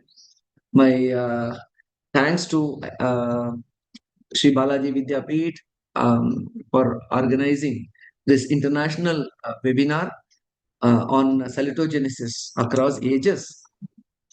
My own mentor at Krishnamacharya Yoga Mandiram, Sri S. Sridharan sir, was there. So what great blessings I can have rather than to look at my mentor guru at the beginning of this session. Also thanks to Dr. Bhavananiji, Dr. Meenaji for having the confidence in me to invite me to give the very first talk of this wonderful webinar on a very, very relevant topic. Now, if I can share the screen, I would start my presentation on Kriya Yoga, salutogenic reading of Kriya Yoga. That's what I propose to present. I hope the screen is visible. Yes, sir. So we are gathered here for this webinar on salutogenesis, the science of what produces and sustains health. As a I reflected on the central question that salutogenesis raises, namely, what creates health? I was struck by how closely this inquiry resonates with the concerns addressed in classical yoga literature. In particular, the opening sutra of the second chapter of Yoga Sutras offer a framework that may be fruitfully read through a salutogenic lens. While the historical context and conceptual framework are distinct for both Patanjali and the salutogenic framework, exploring these convergences can enrich our understanding of both the traditions. Before turning to Patanjali's formulation of Kriya Yoga, let us briefly consider the work of the modern thinker who brought the salutogenic question to the forefront of contemporary health research. All of you are aware of the background of salutogenesis, but still, I want to rephrase it for my presentation here. In 1979, the medical sociologist Aaron Antonovsky published this Health, Stress and Coping, followed in 1987 by his landmark work, Unraveling the Mystery of Health. Antonovsky noticed that some survivors of extreme suffering remained decades later in genuinely good health. The medical model of this time has no explanation. It only knew how to ask what causes disease. Antonovsky flipped the question and he asked what produces and sustains health even under stress. He called his answer salutogenesis. At its heart was the sense of coherence, SOC, a person's deep conviction that life is comprehensible, it makes sense, manageable, I have the resources to meet its demand, and meaningful. The challenges are worth the effort. The stronger the sense of coherence, the better the health outcome, and hold that in mind because Patanjali has already built this framework in Sanskrita in 3 words, and the commentaries had explained it with a depth Antonovsky himself might not have reached. Vyasa, in his Bhashya to Kriya Yoga, he opens his commentary to the second chapter with a question. Katham yuthita chittopi yoga yuktaha syat. How can even the one with a restless, outward turned mind move towards flourishing? This is a salutogenic question. Not what is wrong with the restless mind, but how does the person with a restless mind begin to flourish? Yoga yuktaha syat. Patanjali's salutogenic question posed 2000 years before Antonovsky. Patanjali's answer to that question that he raised by Vyasa is tapas swadhyaya ishvara pranidhanani kriya yogaha, followed by the sutra samadhi bhavanarthaha klesha tanukaranarthascha. Notice this does not begin from disease. It begins from the middle of ordinary life, from a person with a restless mind, and offers 3 disciplines that move that person towards a wholeness. Vachaspati Mishra, the famed commentator, names this precisely as while the nomenclature is given by Patanjali Kriya Yoga, he explains Kriyaiva Yogaha, Kriya Yogaha, Yoga Sadhanatva. Action itself is yoga here because it is the active means of flourishing. You do not wait to be calm. You use disciplined action right now to generate the conditions for health.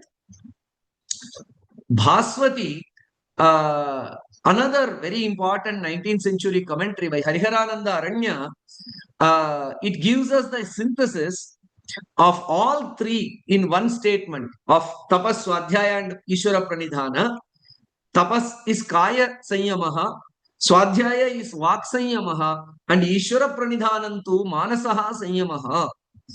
Body discipline, speech discipline, and mind discipline. The classical triad of Trikarana Shuddhi, purification at all 3 levels, and each maps directly onto Antonovsky's sense of coherence. Tapas, body, manageability, the body as a resource I can rely on. Swadhyaya, speech, meaningfulness, life as a sacred address, a larger frame. Ishvara Pranidhana, mind, comprehensibility, the world is ordered, I am not alone. Now let us consider each of this one by one quickly. Our grandparents, now let us take up first tapas. Our grandparents did not need a wellness program. They were living tapas naturally as part of their ordinary life. They woke before sunrise. They fasted on Ekadashi. They ate 2 meals and not 5. They observed silence before prayer. None of this was called a health practice. It was simply how life was lived. The commentators of Yoga Sutra are very clear about what tapas is and what it is not. Yoga Mani Prabha, it's a very famed commentary. It explicitly states, Na kaya shoshaha tapaha, dhatu vaishamye yoga abhidhana. Tapas is not physical emaciation or self-mortification, because when the dhatus fall into imbalance, yoga itself becomes impossible. So this is the understanding of tapas. And Pradipika, another very famous commentary on Yoga Sutra, says, Chitta prasada avirodhi shastrokta upavasadikam. Only those practices that do not obstruct chitta prasada, mental clarity. So that is tapas. And Yoga Sudhakara commentary by Sadashiva Brahmendra gives the most salutogenetically complete definition. In the 6 syllables, he gives Hita Mita Medhya Ashanam Tapaha. Eating what is beneficial in a measured quantity and what is pure. That is tapas. Beneficial, measured, pure. Our traditional kitchen was practicing this every day without knowing its name.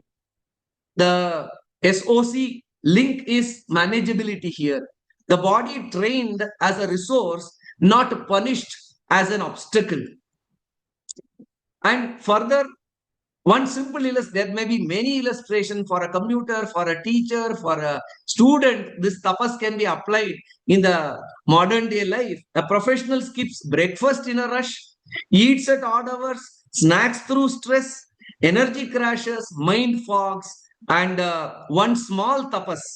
Fixed meals, nothing after 8 p.m., within weeks, clear mornings, steady energy. That is Chitta Prasada. That is Antonovsky's manageability made tangible through tapas. The Ekadashi fast our grandmothers observed was not superstition. It was a systematic reset of the body's regulatory capacity. The body learning that it can manage, not merely react. Now coming to the second component, that is Swadhyaya. Think of any traditional Indian home a generation ago. The day began with a shloka. Before meals, a parishechana that we used to worship the food with the Vedic mantras. In the evening, an arati, lighting of the lamp in the sanctum of our puja room. On journeys, we do japa. None of this was a separate spiritual program. It was the way every transition of the day was consecrated. Bhaswati, the traditional commentary, says, Vak Sanyamaha Swadhyaya. Speech discipline is Swadhyaya. The undisciplined mind chatters constantly. Fear, comparison, complaint. Swadhyaya displaces that anxious inner noise with sacred, structured, meaningful sound. The Vivarana commentary quotes Bhagavad Gita in the context of Swadhyaya, the 9th chapter, 27th shloka, Yat karoshi, yad ashnasi, yad juhoshi, tadasi yat. Yat tapasyasi kaunteya, tat kurushva madarpanam. Whatever you do, whatever you eat, whatever you offer it all to me. When this verse is chanted daily, it gives every ordinary act a sacred address. That is Antonovsky's meaningfulness, not as an intellectual conviction, but as a daily embodied practice. The tradition democratized this. It's not confined only to the scholars. It was the inheritance of every grandmother, every farmer, every child. The seminar is for all ages, all groups. So hence the salutogenesis through Kriya Yoga is for all. So here the SOC meaningfulness can be seen, a cosmological address for all our daily life. So that is Swadhyaya. A little more on Swadhyaya, a practical example. Imagine a doctoral student. Many doctoral students are here in the 3rd year of her program. The hardest year, when the end is not in sight, begins at 20 minutes of Gita chanting every morning with a quiet reflection. No sudden transformation, but over months, something shifts. She says, I feel that what I'm doing matters. And even when I cannot see where it is going. So this is Antonovsky's meaningfulness, the most important of the three SOC dimensions. Swadhyaya would have given her a cosmological address for her struggle. Now coming to Ishvara Pranidhana, every traditional Indian household preserved a practice that contemporary psychology increasingly recognizes as health promoting. The practice of offering, whether it was food before a meal, the fruits of one's own labor, or the outcomes of daily actions, individuals were encouraged to locate their efforts within a larger framework of meaning. Modern psychology describes the related processes through concepts such as self-transcendence, meaning-making, cognitive reappraisal, and value-based action. The yoga tradition encapsulates all these dimensions in single expression, that is Ishvara Pranidhana. Ishvara Pranidhanam, as per Vyasa's commentary, Ishvara Pranidhanam, Sarva Kriyanam, Paramagurav Arpanam, Tat Phala Sanyasova, the offering of all actions to the supreme teacher or the renunciation of the fruits. Note the Va, that is R, two roots, same destination, the ego freed from its grip on outcomes. Nagesha Bhatta, another famed commentator of Yoga Sutra, says, he quotes actually, Kamato Kamato Vapi Yatkaroshi Shubhashubham Tatsarvam Twayi Vinyasya Twat Prayukta Karomyaham. Whether willingly or not, whatever I do, good or bad, I surrender it all to you. I act as one commissioned by you. And Bhaswati commentary also pitches into the Yoga Sutra, Ishvara Pranidhanantu Manasaha Sanyamaha, discipline of the mind itself, the deepest layer of Ishvara Pranidhana. The SOC link to it is comprehensibility. The world is ordered and I am not alone. So, in everyday life also, this is not mere philosophy, this is all Kriya Yoga practice. So, modern psychophysiology identifies the single greatest driver of allostatic load, bodily wear from sustained stress, as a chronic uncertainty about outcomes we care about deeply. The ego invested in results it cannot control lives in a permanent low-grade emergency. Ishvara Pranidhana resolves this at the root. The practitioner acts with full sincerity and then releases the result. Not resignation, offering. The mind, freed from outcome tyranny, becomes capable of genuinely excellent action. Yogaha karmasu kaushalam. This is Antonovsky's comprehensibility, the felt conviction that the world is ordered, that one's effort is held within the larger frame. So, very important insight on Kriya Yoga in the context of salutogenesis comes from the Bhaswati commentary. Before the outcomes, one image from Bhaswati that says everything. Kantakena kantakodharavat. This is from the Kriya Yoga portion of the Yoga Sutras, where the commentary Bhaswati puts these words like removing a thorn with a thorn. The restless person cannot simply decide to stop being restless. Kriya Yoga uses the restless energy itself, redirects it through tapas, swadhyaya, and Ishvara Pranidhana to uproot the very habits of body, speech, and mind that produces restlessness. This is salutogenesis from within. Resources mobilized from the person's own existing constitution. No external care. The thorn removes the thorn. Kriya, restless Kriya to a stable Kriya.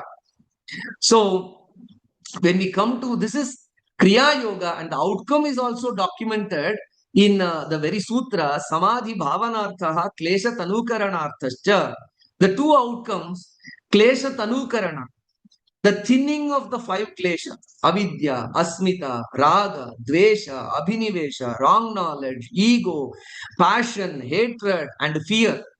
These are the root cause of sufferings, the yogic equivalents of Antonovsky's pathogenic forces. They are thinned gradually, like a deep stain washed out layer by layer. Allostatic load drops, the system breathes. This is about Klesha Tanukarana. Now coming to Samadhi Bhavana, the cultivation of Samadhi. And here yoga goes beyond what Antonovsky's model can reach. Samadhi is not manufactured from nothing. It's our swabhava, swarupe avasthanam, our original natural state, revealed like water clearing when the sediment is allowed to settle. Health is not an achievement, it's a revelation. So, finally, our tradition already knew all of this. It did not keep it for monasteries or scholars. It embedded it in the texture of ordinary household life, which is applicable for all ages, as per the theme of this particular webinar. In the Ekadashi fast, in the morning shloka, in the evening arati, in the samarpana that closed every puja, there were tapas, swadhyaya, Ishvara pranidhana, body, speech, and mind practiced every day by ordinary people without knowing that it is what is called those tapaswadhyaya and Ishvara pranidhana. So when Antonovsky asks what produces and sustains health, Patanjali answers, Hita mita medhyashanam tapaha. Eat with care and measure. Vaksayamaha swadhyayaha. Return each day to sacred sound and text.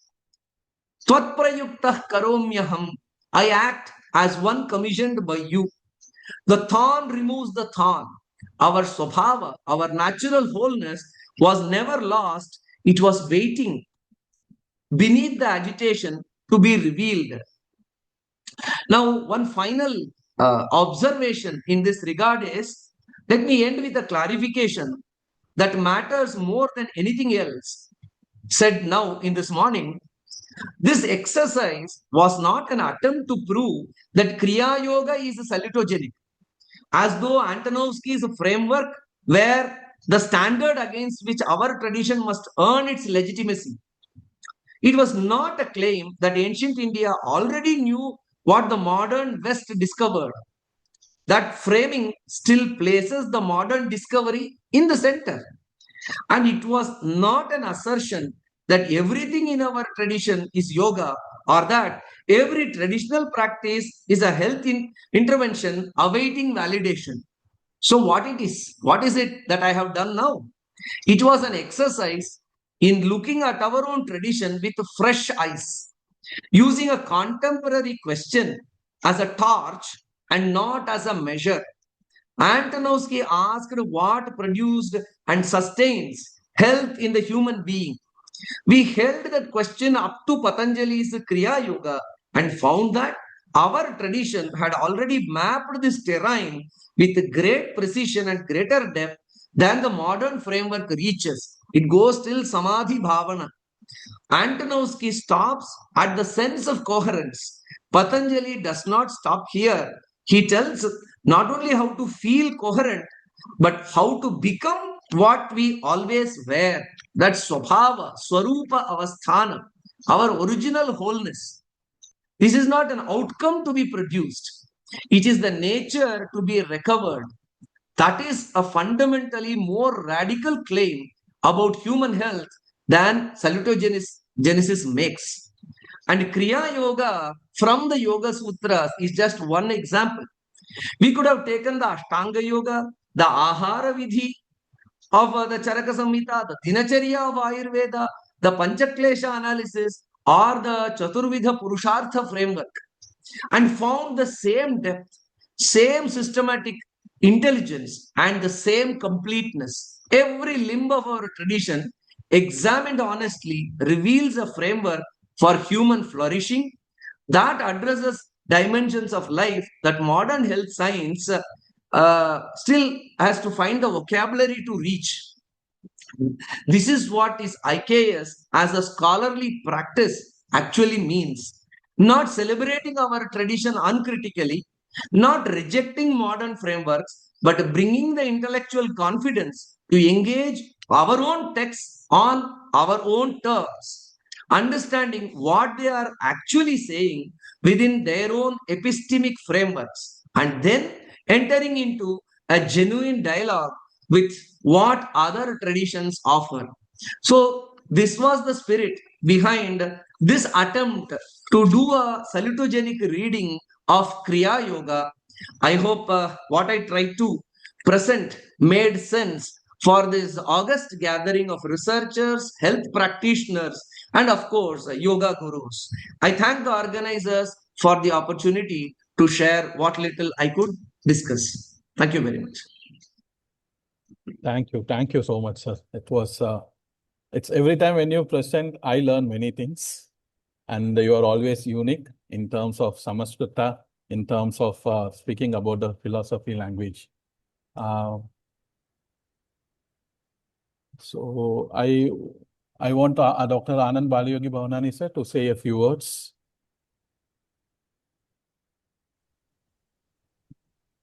Sir, unmute pannungappa. Maniyachi. Thank you. Thank you, Jayaraman sir. Amazing. I really love the way you have correlated the whole Kriya Yoga and Salutogenesis. In fact, this I feel is a personal victory for me because, you know, over the last decade, we have been promoting Salutogenesis at all platforms. And now to find that eminent personalities like yourself, knowledgeable persons like yourself are also finding this correlation and sharing it, I think it gives us great joy, sir. Thank you for giving us this Paramanandam Sukham today. Thank you so much, sir. And always a pleasure to be with you. And I hope to see you on Saturday and Sunday, sir. Thank you very much, sir. This was a new topic for me to explore. And in this process, by this Swadhyaya, I also learned a lot. So thanks for this opportunity. Looking forward to host you here, sir, in SVS. Thank you, sir. Thank you once again. And now I go to the next international keynote address by Professor Ingen, Professor of Psychology from Norway University on self-regulation, self-reflection, self-care, and coping with stress. Now I invite our PhD scholar, Mr. Sushant Bharat Singh, who's Assistant Professor and in charge, Head of the Department of Physical Education, Yoga Sports and Recreation, Oro University, Surat, to give a brief introduction about Professor Ingen, ma'am. Over to you, Sushant. Namaste. It is my privilege to moderate this international keynote session.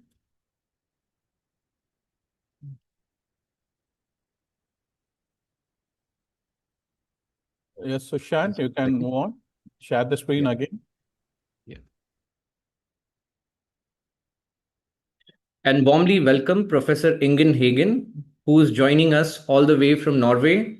We are truly grateful to her for being with us at this early morning hour there. Professor Hagen is professor in psychology at the Department of Psychology, Norwegian University of Science and Technology, Norway. Her work connects psychology, yoga, mental health, well-being, mindfulness, and people's lived experiences related to yoga. Today, she will speak on the very relevant theme, self-regulation, self-reflection, self-care, and coping with stress. The keynote will be for around 15 minutes, followed by a brief Q&A session. I request all participants to kindly write their questions in the chat box. With great respect and warmth, I now invite Professor Ingen Hagen to deliver her keynote address. Over to you, ma'am. Thank you, Sushant. Now I invite Professor Ingen, ma'am, to deliver a keynote address. Can everybody see my slide? Yes, ma'am. You Yes, can make yes, it a full Dr. screen. Yes, ma'am. Yes, ma'am. Yeah, And make it okay. full screen.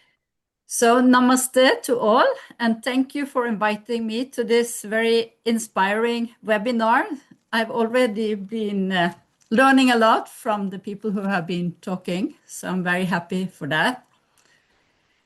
Thank you for inviting me to share some of my research and some of my work or reflections in this setting.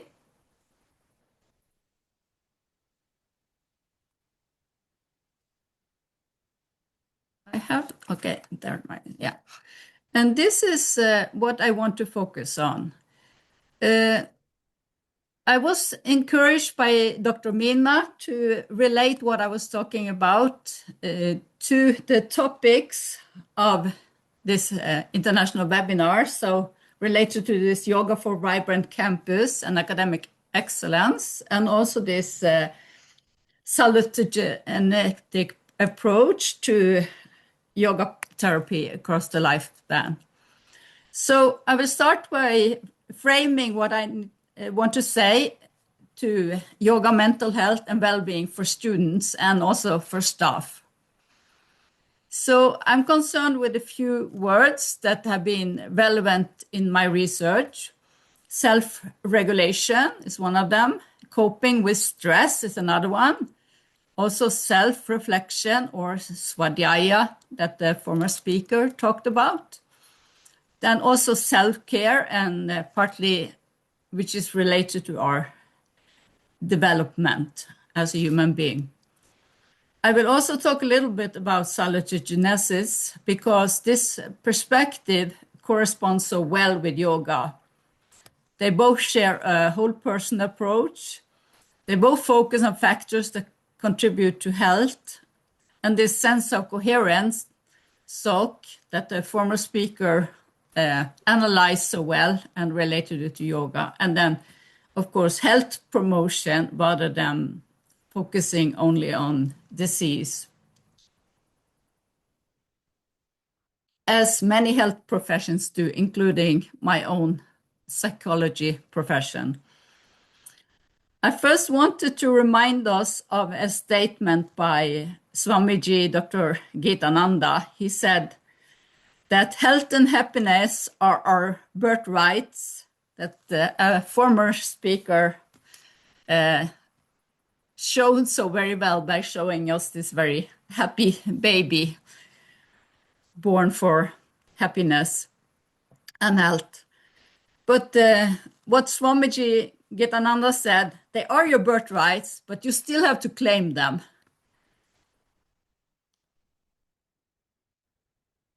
I first want to say a little bit about the Gitananda version of yoga. I think many of you are already familiar with that tradition, but I think I need to remind those who are not some essential assumptions in that tradition.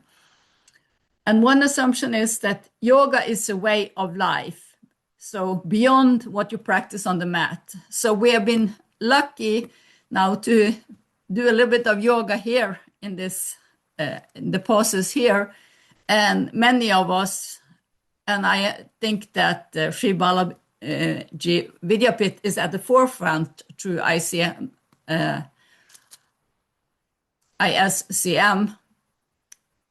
to practice yoga with the students and the staff. Yoga is also a very important tool for conscious evolution of us as a human being. In yoga is about increasing awareness of the body, the mind, emotions, and also to develop a cognitive meta-awareness where we are aware of what we think, what we speak about, how we act, but especially how we think. And it starts with realizing how unaware we are. And Gitananda, this tradition, and all other Indian yoga lineages have now decided, and it's an integrated part of their teaching, that they need to be based on the Yoga Sutra of Maharishi Patanjali. And one very important wisdom, which I think we still have to understand better in the West, where yoga is a lot of times associated with the asana, that yoga is about calming the mind. And the second sutra, Yoga Vritti Nirodha, is telling us that. That is one of the main goals of yoga. But also from Patanjali's Yoga Sutra, where he describes some of the tools of yoga in the Ashtanga Yoga, the 8 limbs of yoga, and these are very central. Also in the Gitananda version of yoga, where it's also said clearly that yama and niyama are no option yoga. We need to do those. They need to be part of our yoga practice. Since I said I wanted to address students and also staff, I will start with something that the World Health Organization is saying, that stress is one of our major public health challenges today. And it's also a major health challenge with students, because being a student can be very stressful. And I think yoga is one way, or a very important way, to change this stress to well-being. I think that the students, their kind of stress is very related to that they have to achieve all the time. They have continuous exams, and they have to study very hard for their exams. They have a lot of career uncertainty. Will they become the doctor or the lawyer or the dentist or whatever they're aiming to become? Are they good enough for that? A lot of them also have financial pressure. They are in a situation of social transition. Many of the students have moved away from their family home to study perhaps in the nearest city.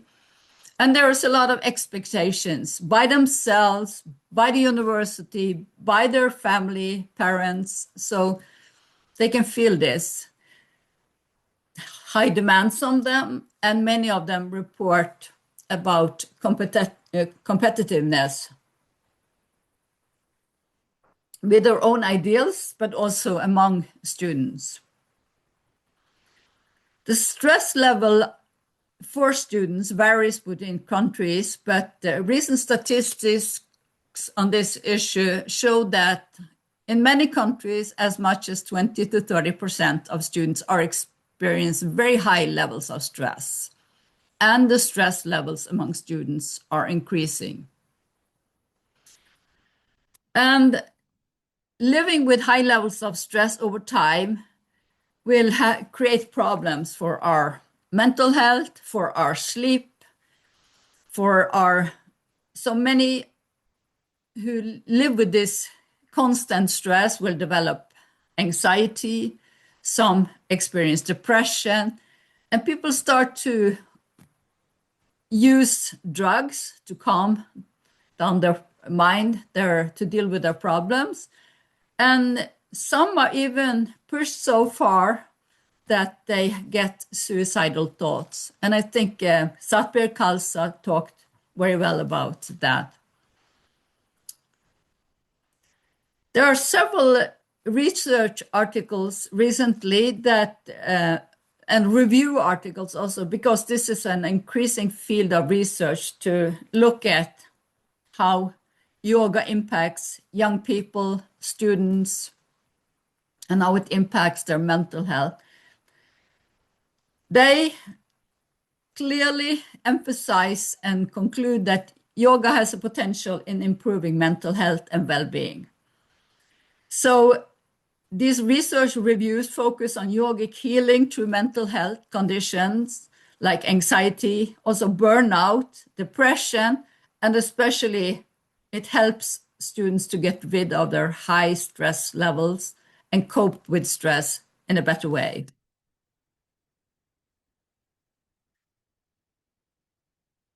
I have written a bit about self-regulation. That was one of the topics that I announced that I would talk about in an article or chapter called Yoga for Psychological Well-Being in Modern Life and Contexts.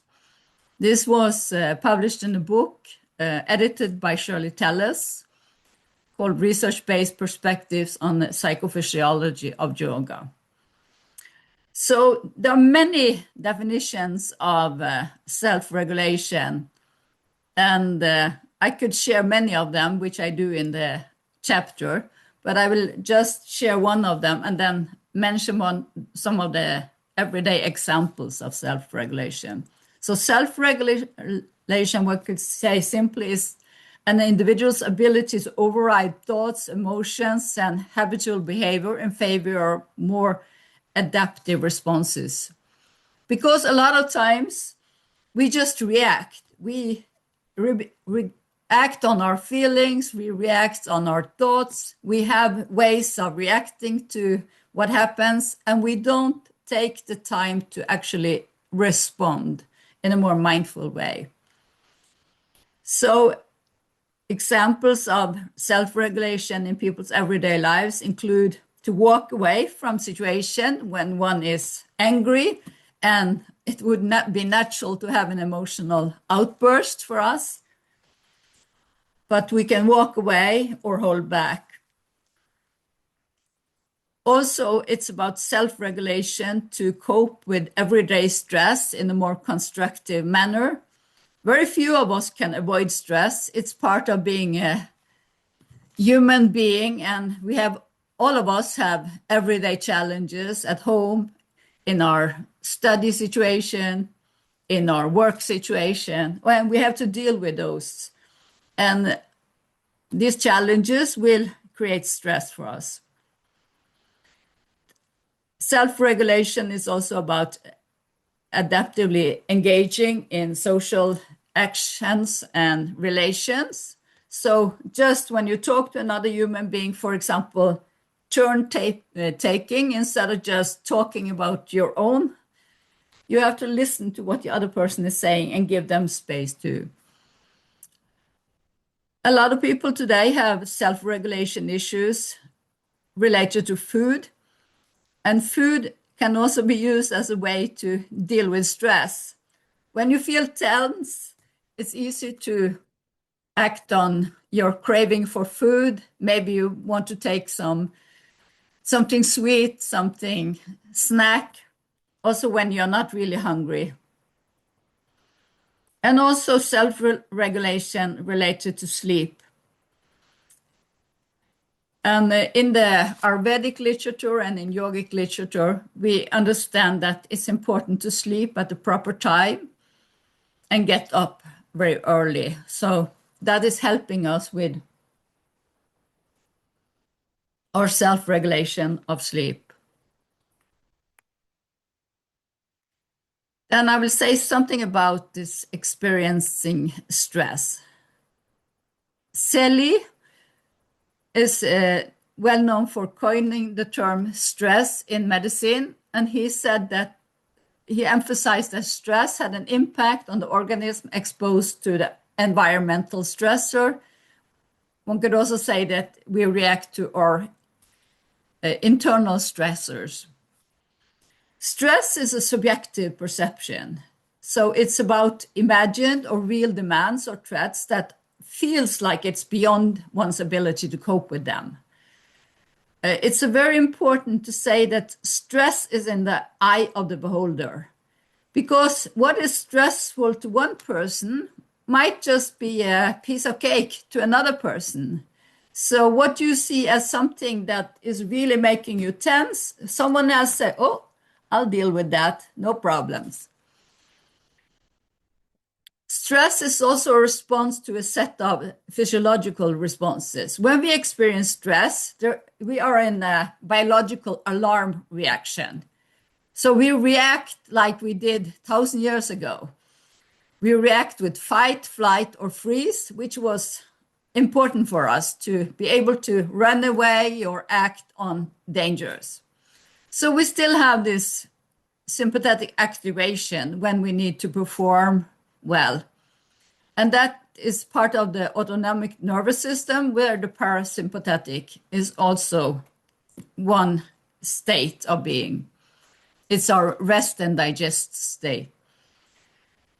It's for our health, it's better if there is a balance between the sympathetic activation and the parasympathetic state. When we experience stress, it's a form of activation, and it's a natural response for us. And it's not a problem to get stressed or activated. We need that when we need to perform in our daily life. But it is, if we don't go back to a more calm or relaxed mode, it becomes a problem. So this chronic stress is wasting a lot of our energy, and it drains us by being in this constant alert state. But it also over time creates health problems, especially psychosomatic ones. So long-term stress will make us sick, not healthy. And I thought I'd share a few of the statements or comments from the study that I referred to in the chapter that I showed you before. We interviewed 14 young people and young adults in the age range 12 to 29 years. And some were new to yoga, but they had experienced it and practiced it. Some were long-time practitioners. Here's one who is quite new to yoga. He said, I didn't really know how much stress I really had until I did yoga, and it took it away. So awareness about stress and removing stress. Then some other practitioner statements. Here is about emotional regulation. I used to be angry a lot before, or shouting and screaming, that kind of angry. I wasn't angry for a long time, just these outbursts. And I'm not really like that anymore, because I manage to sort of think, pull myself back and take a break and think a little. And usually it's okay. You don't need to explode. You can talk about it instead. That was a 25-year-old female. Another young girl expressed that, I think maybe I feel a bit calmer. I don't feel that much need to be angry. Or I'm a bit more relaxed.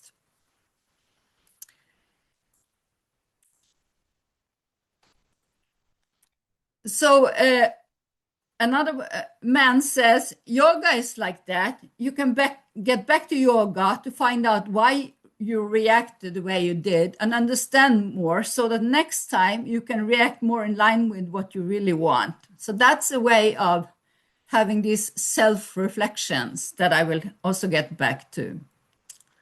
Another one is talking, who is a student, 25-year-old student, talk about her stress. I noticed when I had a lot of exams and a lot of stress, I came back to all of this from time to time for yoga, because it helps, both because you move and you get not to think of anything else.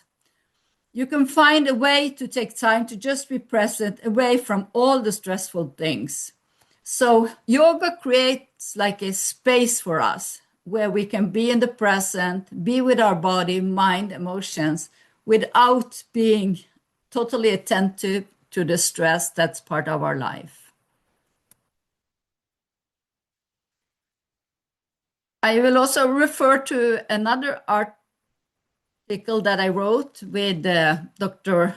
Nanda Baba Nani, and that was called How to Facilitate Self-Reflection, Personal Development, and Coping with Stress, Yoga and Yogic Breathing for Increasing Health, Healing, and Well-Being. So this article was based on a course I was teaching together with a colleague, and the course was called Self-Reflection, Personal Development, and Coping with Stress. And we paid a lot of attention to this concept of svadhyaya, or self-reflection, which is the fourth niyama in the 8 limbs of yoga. And it is about how to see clearly one's own nature. So svadhyaya is about our ability and willingness for self-inquiry by asking questions like, who am I? Why did I do what I did? Are my actions right or wrong? And many more questions. So also some consider svadhyaya that we need to read wisdom books, religious books, to develop our svadhyaya. And that is one way, but we still need this self-reflection. If we read about wisdom or other people's experiences or statements, we still need to relate it to ourselves. How could I use these insights? How could I use this to become a better human being, to change some of the things that I'm not too happy about myself? Dr. Gitananda said that svadhyaya was self-knowledge through introspection. And I think we need this, and this is part of being a yogi or practicing yoga, that you need this continuous self-reflection, and it needs to be an integral part of your life or yogic life for the sake of developing yourself, having a conscious evolution, more self-awareness, and as a way of self-caring. Because if you self-reflect on what makes you stressed, you can next time try to act different and make better choices. So you get out of the constant stress mode. So the yoga for increased well-being, these were some of the insights that were based on this course that we were teaching a few times, where students were introduced to yogic wisdom, yogic practices like asana, pranayama, meditation, and it helped them to provide awareness, motivation, and visions of a better health and life and well-being for themselves. So many of them after the course, some had experiences with yoga from before, some had non-experiences, but even those who were not familiar with yoga were very motivated to continue with yoga as a practice in their life. So I think that yoga is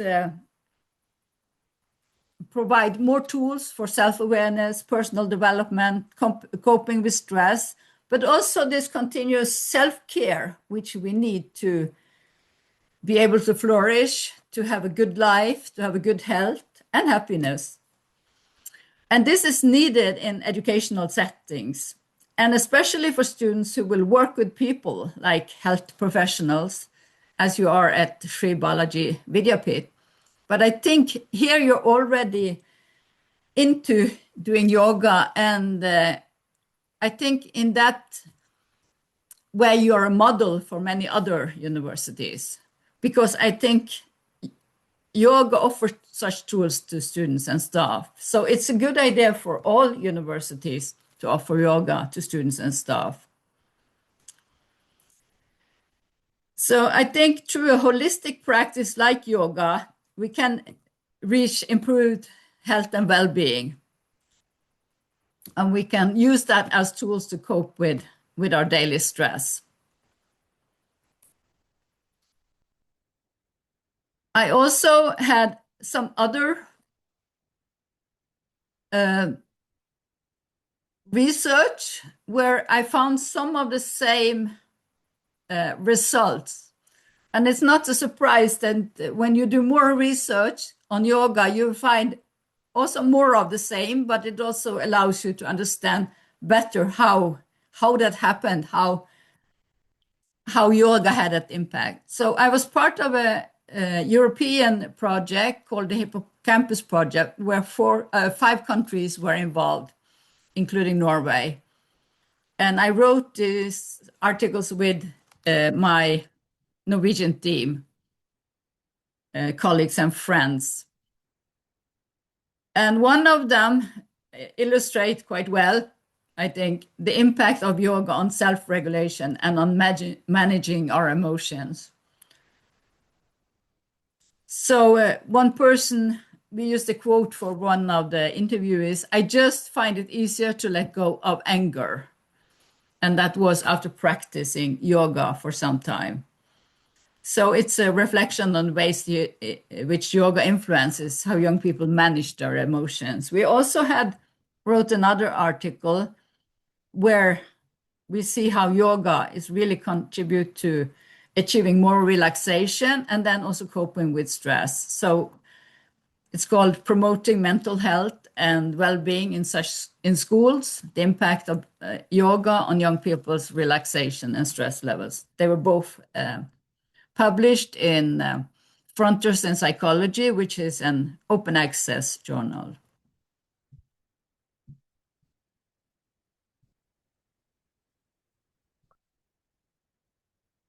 The former speaker spoke a lot about the salutogenic perspective, and I think I can just repeat some of it.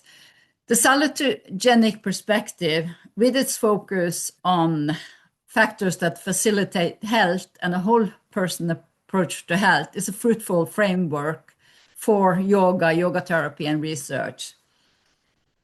A very central concept is this SOC, or sense of coherence concept, where my world becomes more comprehensible. We understand our challenges. And I think that the awareness that yoga is contributing to is really making our world more comprehensible. So increased awareness through yoga is an important contributor to that. The second one, my world is manageable. So a lot of us have a lot of resources for coping. A lot of times we are not really aware of all the resources we have inside. And a lot of times we need to be empowered to use the resources we already have or to get new resources. And I think yoga is one such important tool of empowerment, where we start to realize the resources we have and we learn new coping skills. And also, my world is meaningful, that we need to be motivated. And I think yoga can also motivate us strongly, especially when we get into the more spiritual aspects of yoga, when we see our place in the universe and can really feel that we are part of this universe together with everyone else. That can be very providing meaning and purpose to our life in a very pleasant and good way. There's also an aspect of salutogenesis that was not mentioned and is not talked about so much, but I think that's it's used a lot in the community of salutogenic researchers, where they say they call it the ABC message, which they used for health campaigns. And this is a way of addressing the factors that Antonovsky talked about, the factors that facilitate health. So in a lot of health campaigns, where many countries have been targeted, Australia, Denmark, Norway, even my own city, I discovered that they had a health campaign based on these principles. So the ABC health campaign message is act, keep physically active, mentally, spiritually, and socially active. So do something. And yoga is a great tool for doing something. Also, we need to belong, to keep friendships, engage in group activities, participate in community events, do something with someone. And I think a yogic satsanga can have that, give you that sense of belonging. To commit is also the C of the ABC message. To set goals and challenges, engage in activities that provide meaning and purpose to life. So do something meaningful. And that relates directly to the third aspect of the SOC concept as well. Then I have some final remarks. I presented some psychological and yogic concepts for how yoga can impact people. Self-regulation is an important concept. Coping with stress is another. Then self-reflection through Svadhyaya, and also self-care. And I think yoga provides a constant tool for self-care. We need to, when we practice yoga, it needs to be a holistic concept of yoga as a way of life, and aiming for conscious evolution and to achieve awareness of our body, mind, emotions, and metacognition. So practice yoga on the mat, but also develop into a lifestyle or way of life. And this potential cross-fertilization with salutogenesis is also very important. And I think that can bring forward yoga and also be a great contribution to salutogenesis. So it can facilitate or inspire different aspects of yoga, yogic wisdom, yogic practice, and as a therapeutic tool. So that this cross-fertilization, I think, is very important. As I said, according to a lot of research and review studies of research, yoga promotes more well-being, less stress, and more ability to cope with the stress in our lives, and also better sleep. And that is significant for all people, not just students or staff, but all people across their lifespan. So the reminder from the Gitananda tradition and from Swamiji Gitananda, health and happiness are your birthrights, but you have to claim them, and you need to claim them through yoga. So thank you for listening, and I welcome any question or comment. Thank you. Thank you, Professor Ingen, for that wonderful session. A teacher, researcher, and a yoga practitioner could only deliver this. My key takeaway was yoga promotes more well-being, less stress, and better sleep. And that experiences that you shared from your students, especially I really loved the teenager's experience. He said, I didn't knew how much stress I had till yoga took it away. Thank you for sharing this insight. I now invite Professor Dr. Meena Ramanathan for her comments. Namaste, Dr. Ingen. That was really mind-blowing. Wonderful, like you have explored into what self-reflection is, what self-care is, and how to cope up with the stress, especially, like to result in better health, healing, and well-being. And that ABC was absolutely amazing. That is, you related that to salutogenesis. So what we are all doing, how to cross connect and how to relate to it, because otherwise yoga therapy and this, they are never going to get connected. So that was very beautifully brought out. I have a small question for you. You being you are dealing with students, and you have been speaking so much your experience in that self reflection and with yoga as a tool. How do you personally think like how can the students, because they know all this, but what is actually preventing them, what is acting as a barrier to prevent students from the self care or self reflecting, because they know all this is good. When you teach them, it is all understood.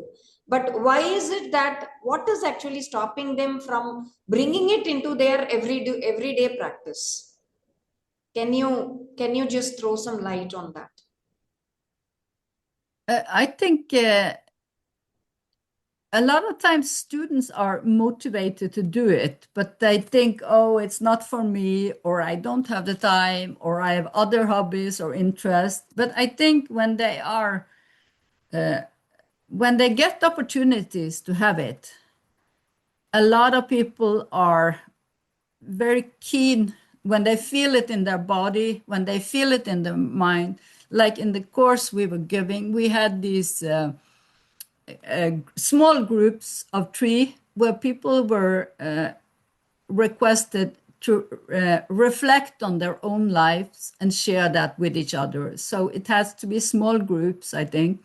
And they also have to be sure that what they share is not shared, you know, that they can speak freely.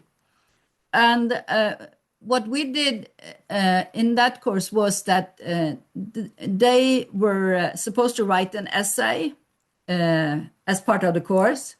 We chose to have it not graded by ABC, but just pass, no pass.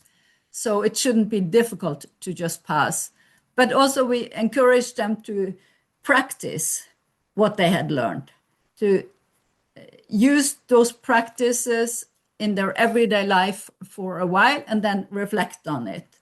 So in a way, they were encouraged to start their own practice. And when they started to feel the results and had to write about it and reflect on it, they became very convinced that they needed to continue with this. And they also became very reflective about the kind of stress they had experienced in their life as a constant companion, and that they didn't want that companion any longer.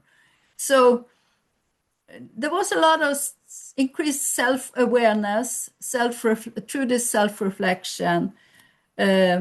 So I think when you have that opportunity for students, one thing is to learn to practice yoga on the mat in university settings, but also to have a kind of small groups or settings where you can learn to take it into your own life and address your own challenging without losing face, but just as a way of developing consciously. Thank you. But Thank I you think, so much. yeah. Thank yeah. you. That was wonderful. So like you say, just to sum up whatever you have said, once they experience the practices, so self-experience again can be added to self-reflection, self-care and all that. So once that is there, I think it will remain and last in their minds to, you know, follow this, whatever happens. So thank you so much, Dr. Ingan, for that wonderful, you know, session, eye-opener, I should say. So I hand over now to Dr. Balaji to take it on to the next session. Thank you. Thank you, ma'am. Thank you once again, Ingen ma'am, for your insightful session. Now we are running short of time. I request yoga activity session by Dr. Vasundhara ma'am, who is a naturopath and a PhD scholar of ISCM. Over to you, ma'am. Thank you, sir. Thank you, ma'am. Hi, everyone. Good morning. We were having a very good sessions from the morning. Now, and I know that you all are sitting on your chair. So in this break, yoga break, we will be doing some activity on standing. So I request all of you to get up. The students also, kindly please stand up. And those who are on the chair, please get up. Take your comfortable zone. First, we will start with a yoga stretch, Tadasana stretch. Just shake your hands, throw your legs, move your hip. Okay? We'll start with the shoulder. Rotate the shoulder slowly 3 times. Backward. Now forward. 1, 2, and 3. Very good. Now we'll go for a small spinal twist. Let us see who is in our back. 1, right, left, right, left, right, left. Now for our hip, which needs a much great thing. So we do a standing Pavana Muktasana. Hold your knees, those who can. Bring your Knees to the chest. Throw it out. Breathe in. Next leg. Throw it out. One more round. Inhale. Second. Inhale. Okay, now for the full body, inhale and raise both your hands up. Interlock it. Stretch it up. Stretch, stretch, stretch, stretch, stretch, stretch. And give it forceful exhalation. Very good. One more round. Inhale. Stretch. Stretch, stretch, stretch. Next, we will take a 5-step forward and 5-step backward. Okay. Inhale. Stretch it. Just take a 5-step. 1, 2, 3, 4, 5. Back. 1, 2, 3, 4, 5. Release. Now try to walk on your heels. Same posture, walk on your heels. Stretch your hands. On your heels. 1, 2, 3, 4, 5. Good. Back.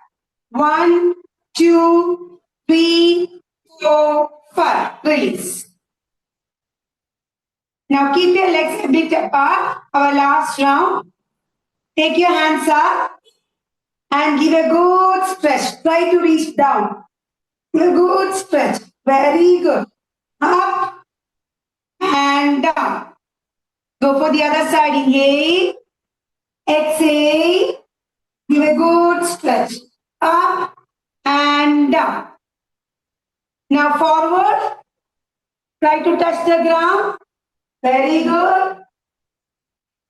Up. See the sky. Give a good stretch and release. Okay, very good. Now requesting everyone to take your seat. Back to your chairs. Students can sit down. Keep your legs stretched and relax for a while. I hope you all had a wonderful yoga stretch now. With a break, we have done a stretch. And you can just close your eyes and relax for a while. By that time, we will start our next session. Just close your eyes and just relax for a few seconds. Just feel the changes in your body. Just feel how you have stretched, how you have relaxed your body. Now you have freshened the brain, freshened the focus, and we are ready for the next wonderful sessions. Gently bring your palms together, rub your palms, and place it on your eyes. And slowly release your hands and gently open your eyes. Thank you. Thank you so much. Thank you, Vasundhara ma'am, for the wonderful presentation. Now we are going to have our next session by one of the eminent neurologists, Professor Payani Ranganathan sir.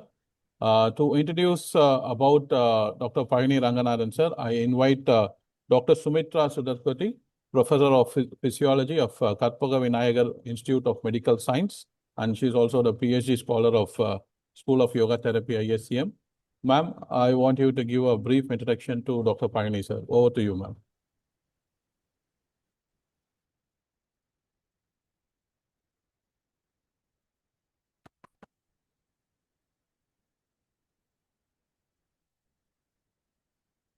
Thank you, Balaji. Good morning, everyone. Of the Institute of Salutogenesis and Complementary Medicine of Sri Balaji Vidyapeeth, I warmly welcome all the participants to today's webinar session on yoga and neuroplasticity, a simple practice that have maximum benefit.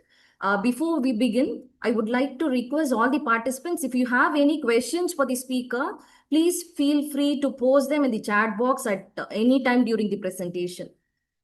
Before we begin, it is now my privilege to introduce our esteemed speaker, Professor Dr. Payani Ranganathan sir. Professor Dr. Payani Ranganathan is a senior consultant neurologist, neurointensivist, clinical neurophysiologist and Professor Emeritus of the Tamil Nadu Dr. MGR Medical University. He is internationally recognized for his contribution to neurology, neurorehabilitation, rare neurological disorders, and yoga therapy. He currently serves as a chair for the special interest group for yoga therapy under the World Federation of Neurorehabilitation and chair of rare diseases subsection of the Indian Academy of Neurology. He also held several prestigious leadership positions in international and neurological organizations. A respected researcher, educator, Dr. Palni Ranganathan has presented over 66 scientific papers at national and international forums and served as a reviewer for leading neurological organizations worldwide.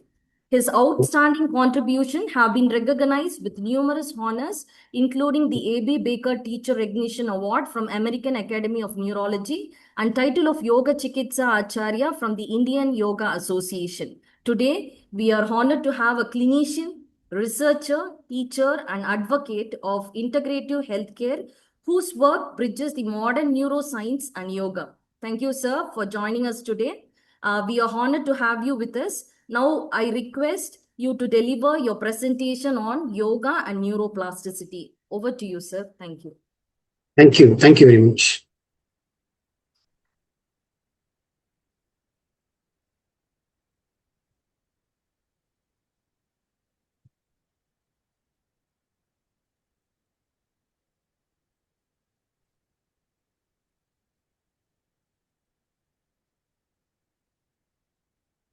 So, my sincere thanks to Professor Anand Bhavanani sir and Professor Dr. Meena Ramanathan and the entire team and the institution for the opportunity given to me. My topic is on yoga and neuroplasticity, simple practices that have maximum benefit. So, before going into the correlation, that we will talk about what is neuroplasticity. It's the brain's lifelong ability to reorganize, grow, and rewire its neural connections.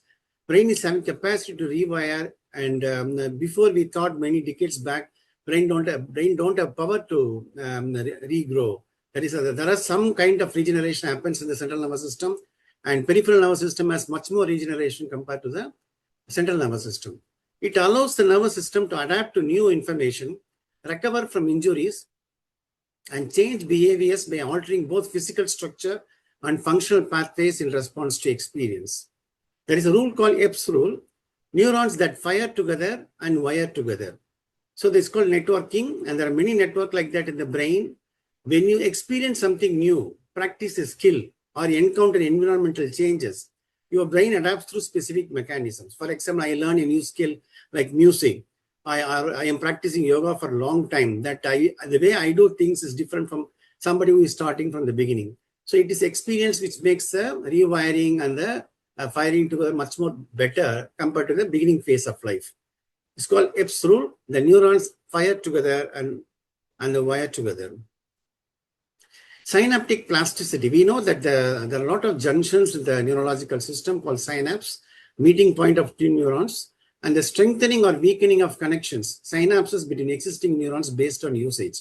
For example, I have seen in COVID time, there are people who don't come out of the house. I have seen some other professionals scared of getting COVID and sitting inside the house, and they lost their memory. There are some people got Parkinson's disease. There are some people got many other neurological disorders from my specialty point of view. So it's very, very important that we have to use our connections and synapses.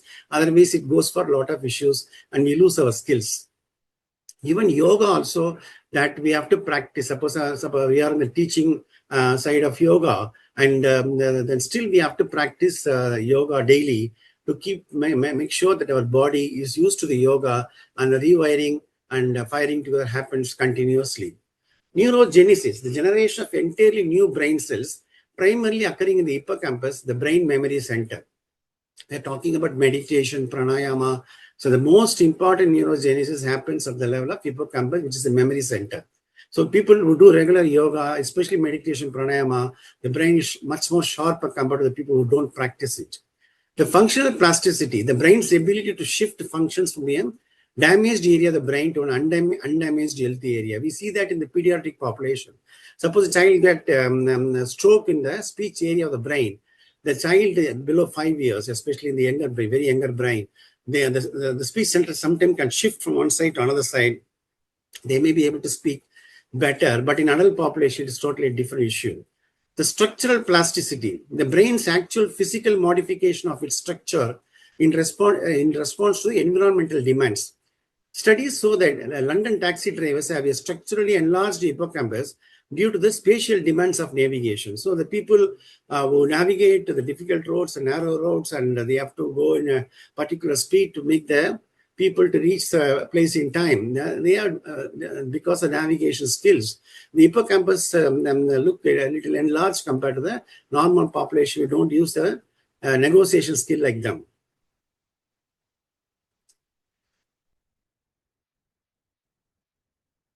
So while neuroplasticity is generally inbuilt that supports learning and rehabilitation, it also can work against an individual. There is something called maladaptive plasticity, occurs when the brain rewires itself in a way that produces negative or painful symptoms. These underlies conditions such as chronic neuropathic pain, phantom limb pain, and addiction. For example, people who have diabetes, they get diabetic neuropathic pain. They can get a burning pain or a pulling pain. What happens is that there can be nerves are like electric wires. There is a covering outside and there is a fiber inside. It's a copper wire. So the fire and the membrane outside is having something called nodes of Ranvier. So the electricity jumps from one node of Ranvier to another node of Ranvier. When there is a damage to the membrane of the nerve, then the current has to travel along the fibers of the nerve that can produce a pain actually. And it grows only 1 millimeter per day.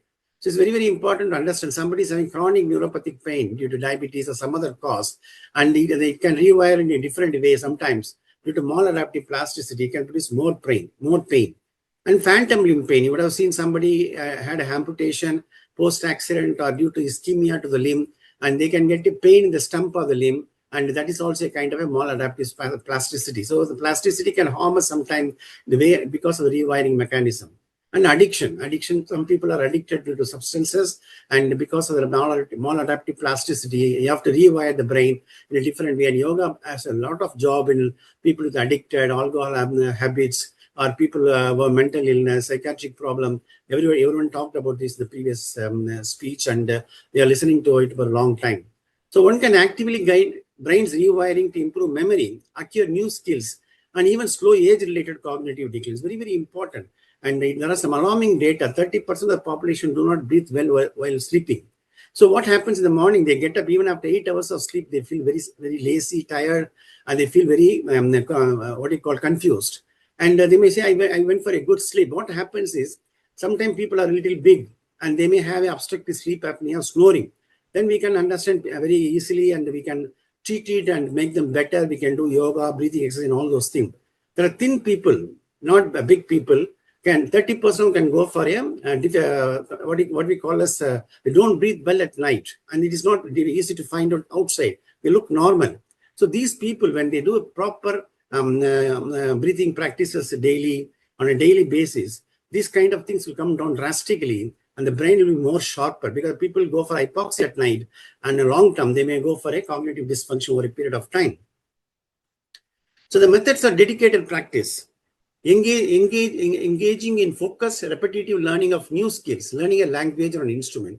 So we always, what happens in a student life is we go for a education, we get a qualification, then we go for a job, then we go for a relaxation mode. And we don't move around, not everybody, many people don't move around, they don't do exercise, they don't practice yoga. They have to keep in mind that the body is an instrument, beautiful instrument, and it has to be taken care. Without body, we cannot survive comfortably. So physical exercise, regular aerobic activity promotes the release of growth factors that support neuron health. Quality of sleep. Sleep is vital for consolidating memories and clearing out waste products that build up in the brain during waking hours. We always think that 8 hours of sleep is good enough, that we can sleep at any part of the day. So I have patients who go to bed at 2 o'clock in the early morning, get up at 10 o'clock, the next day also totally get affected. They can't do much about it actually. It's very important we have to sleep in the sleeping time.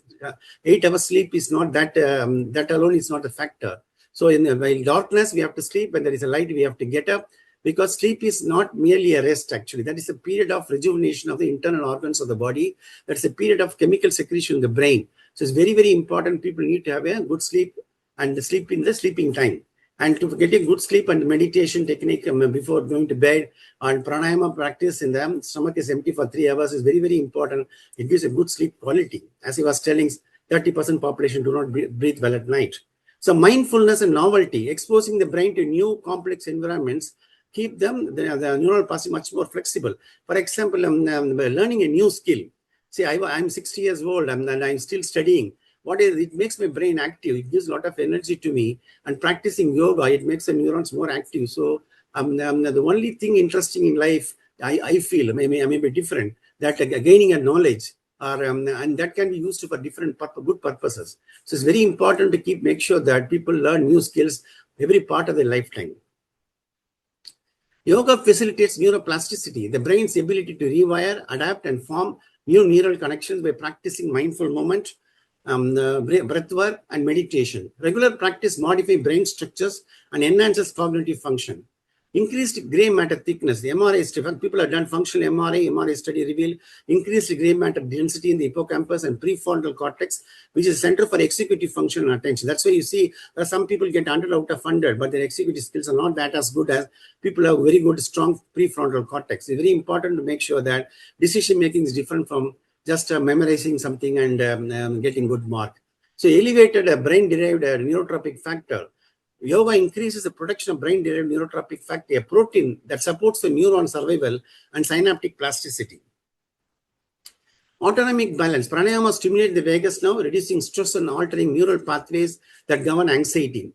Neuroprotection. Research on long-term yoga practitioners suggest yoga helps to protect brain against age-related gray matter decline and cognitive dysfunction. So our brain is prone for all kind of damage, improper sleep, stress, anxiety, and not good quality of sleep. Quality of sleep also equally important. All those things can be modified by doing a proper yogic practices, and there are a lot of data. Nowadays, we have scientific data like functional MRI studies showing the thickness of gray matter is maintained by doing proper yogic practices. So main mechanisms, asanas. Asanas, mindful movement improves interoception, the ability to feel internal body signals, rewiring the sensory and motor cortices. If you close your eyes and just look into your body, inside the body, every organ in the body speaks to you. It tells you what to do, what not to do. And if you listen to the body and mind, we can live a healthy, quality, happy life. And pranayama, slow, intentional breathing, shifts the nervous system from a sympathetic state to a parasympathetic state, reversing the degradation of neural pathways caused by chronic stress. Always keep one thing in mind. We are a people who handle very difficult and critical care patients. We are most of the time harmed or killed by our autonomic nervous system, called as sympathetic and parasympathetic. For example, people can tachycardia and BP can shoots up, and people can get bradycardia and blood pressure can fall down. All those things ultimately harm. Or we can get an irregular heartbeat. All these things are mediated by the autonomic nervous system. If we manage our autonomic nervous system and calm down, and we have emotional states totally under our control, we can prevent the death. At least we can prolong the life for quite significant time. The meditation strengthens the neural networks linked to the emotional regulation and self-awareness while calming the amygdala. So mindfulness can be defined as a mental state characterized by full attention to internal and external experiences as they occur in the present moment. Mindfulness involves focusing attention on the present moment.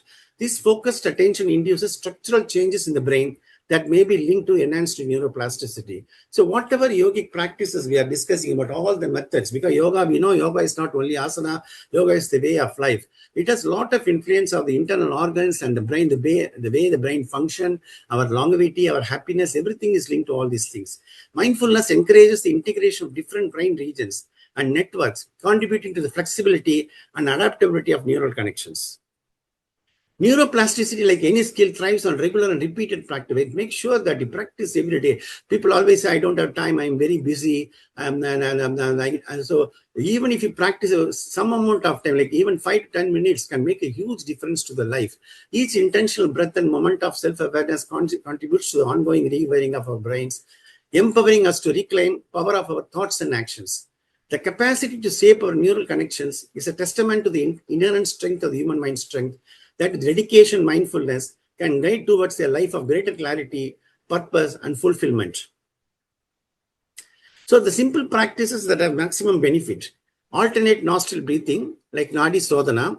And if you don't hold, it's Nadi Sudhi, because people have cardiac problems, it's better to avoid holding the breath. Balances the left and right brain hemispheres and calms the autonomic nervous system by stimulating the vagus nerve.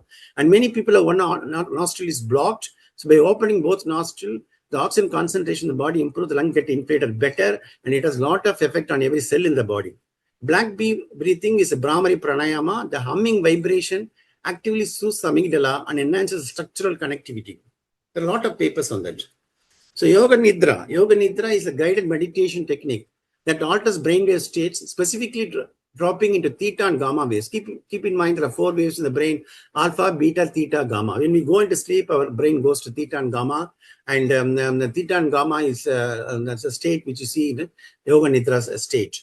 This state of non-sleep deep rest stimulates neuroplasticity by reducing the stress response, shifting brain connectivity in the default mode network, and allowing the brain to rewire healthier emotional pathways. I think these are all to be taught to the students and to the professionals. And if they can lie down for 5 minutes, even for the minimum time, people have done some studies of even 5 minutes can make a huge difference in the neuronal connections and the way the neurons fire and function. So there are papers on potentials of Yoga Nidra for addressing pediatric behavioral concerns, a comprehensive review. So there is a published data in June 21, 2024, first ever brain imaging study on Yoga Nidra finds significant changes in the brain's functional connectivity during the practice. It is done by IIT Delhi. So decoupling the default mode network, brain imaging studies show that Yoga Nidra uniquely alters the brain background mode. This allows mediators to enter a state of detachment where the brain can disengage from rumination, anxiety, and deeply ingrained thought loops. So regulating the autonomic nervous system by inducing profound physical relaxation, Yoga Nidra stimulates the vagus nerve, activates the parasympathetic nervous system. This actively lowers the level of the stress hormone cortisol in the body. So there is something called opening the neuroplasticity window. Lowered cortisol and relaxed brain waves create an optimal window for learning and rewiring. This is when you can effectively bypass conscious resistance to plant positive intentions like Sankalpa, helping to unlearn maladaptive habits and reroute emotional responses. We can use in this de-addiction technique and teaching the children this to practice before going to the exam, or people find something difficult to absorb in a difficult portion of a study. They can practice and make the brain sharper to absorb better. A lot of things, studies done on about all these things, and which is really fascinating how a simple practice makes everything life easier. So Yoga Nidra is not exactly like meditation. There are overlaps, but there are also key differences. While Yoga Nidra is lying down, and goal is to move into a deep state of conscious awareness sleep, which is a deeper state of relaxation with awareness. This state involves moving from consciousness while awake to dreaming, and then not to dreaming while remaining awake, going past the unconscious to the conscious. Very fascinating state of shifting from one to another. The shortest effective time, as I was telling, the 10 to 11 minutes of study, there are people even practice 5 minutes, they feel better. It all depends how faster you can relax with this kind of procedure, kind of techniques. Well, traditional sessions typically range from 20 to 45 minutes. If you have luxury of that kind of time, just execute. Or maybe you can practice that will be when you're relaxing or resting, you have some time to do that. But if you don't have much time, then even there are people practice for 5 minutes, 10 to 11 minutes also. So chanting is a powerful acoustic and vibrational therapy. The practice of Om and house chanting actively engages the vagus nerve, which helps shift the nervous system into a relaxed rest and digest state, while physically stimulating the brain areas responsible for emotion regulation. And we know about R sound, and it is role in the autonomic nervous system. And the Om sound, this combines 3 sounds, and transitioning from deep breathing to a resonant hum in the throat and the crown of the head.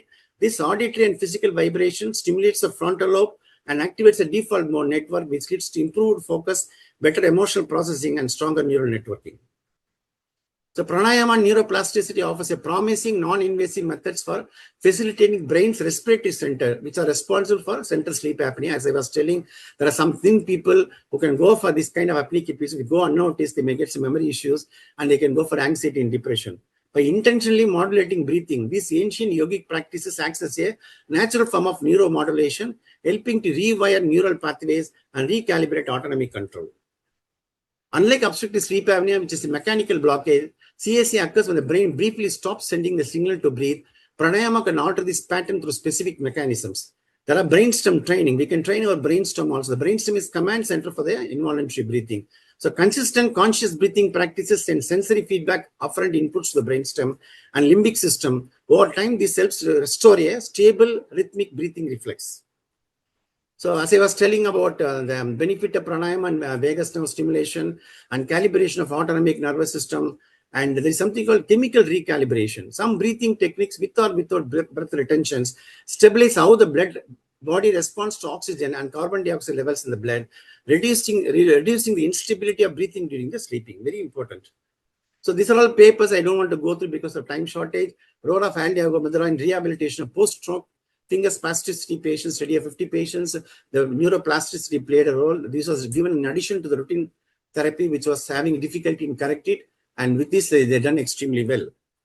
So the role of Brahmari and Kechari Mudra in improving the dysarthria due to brainstem stroke. There are some people dysarthria was persisting, and this kind of additional yogic techniques has made the speech better. Over a period of time, they started speaking better. And the benefit of Brahmari and Prana Mudra in reducing awakening during sleep. Study of 60 patients, and the people had intermittent awakening during sleep, felt much better, and most of them felt better after this process before going to sleep.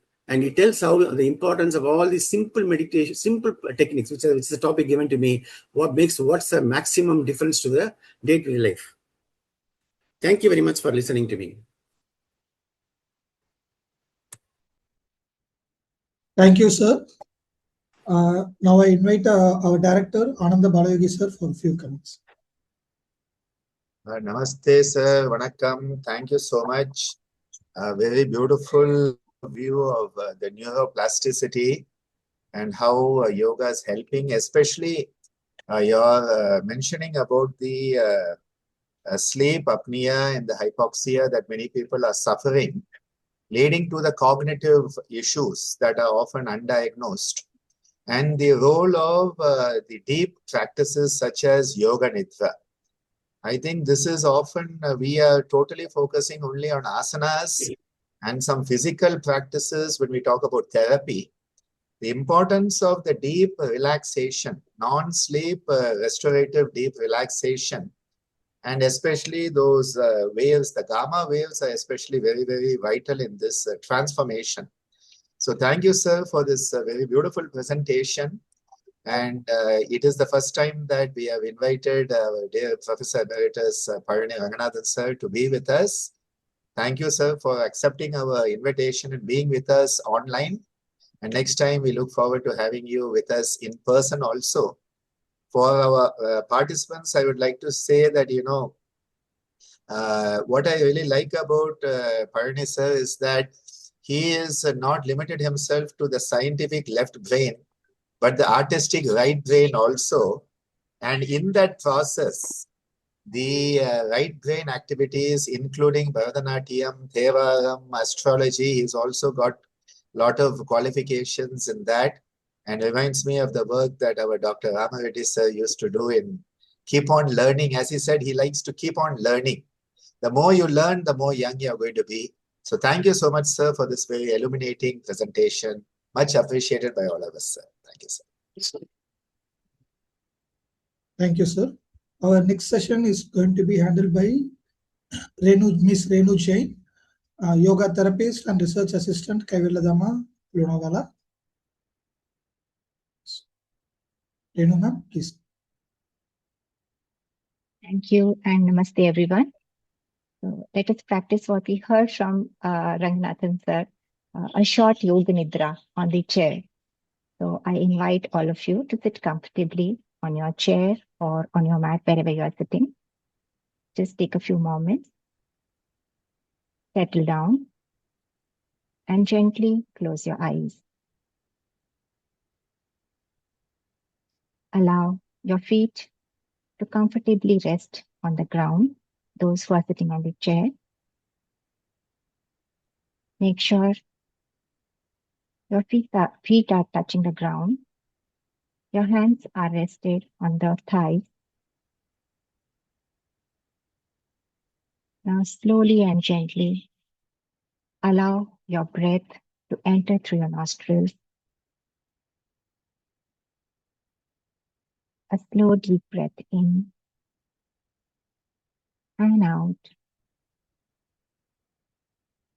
Once again, gently inhale and exhale. One more time. Inhale and exhale. Let us give this opportunity to ourselves to step away from thinking and doing, and just allowing the body and mind to settle and absorb whatever we have heard so far. Now, allow your breath to return to the natural rhythm. Do not try to control or modify your breath. Simply observe. Notice the air which is entering through your nostrils. Become aware of the touch of the air inside your nostrils. Now moving your awareness to your face. Relax your forehead. Relax your eyes. Relax all the muscles around your face, your cheeks. Relax your jaws. Gently bringing your awareness to your shoulders. As you exhale, let your shoulders drop. Allow any unnecessary effort to melt away.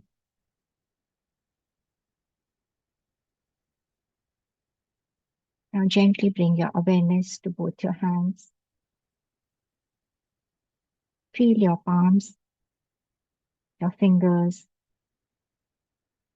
Simply observe any sensation if you feel at this point of time. Now gently bringing your attention to your chest. Notice the movement of your chest, the gentle expansion and contraction of your chest muscles. A beautiful rhythm between the movement of your chest and breathing. Now become aware of your abdomen as you breathe in. Feel the gentle expansion of your abdomen. As you breathe out, feel gentle relaxation. For the next few breaths, simply follow this movement.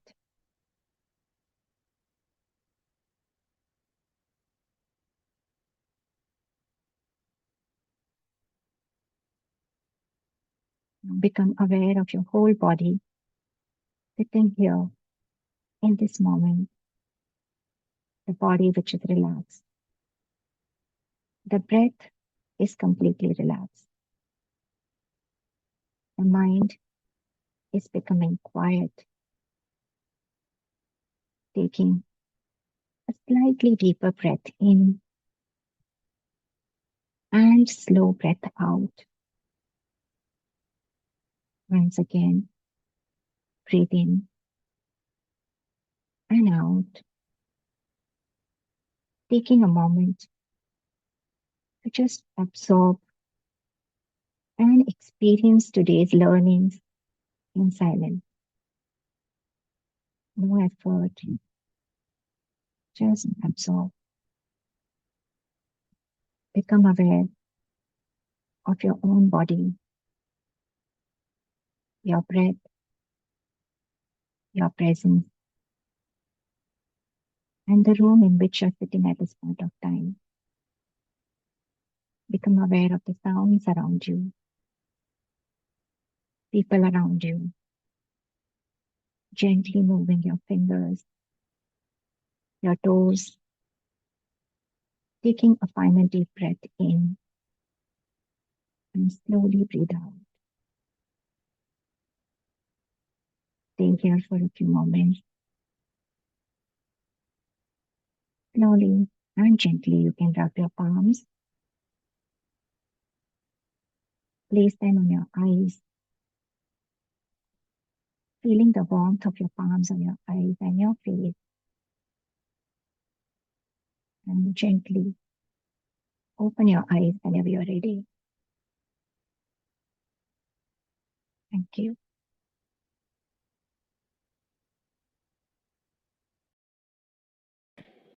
Thank you, ma'am.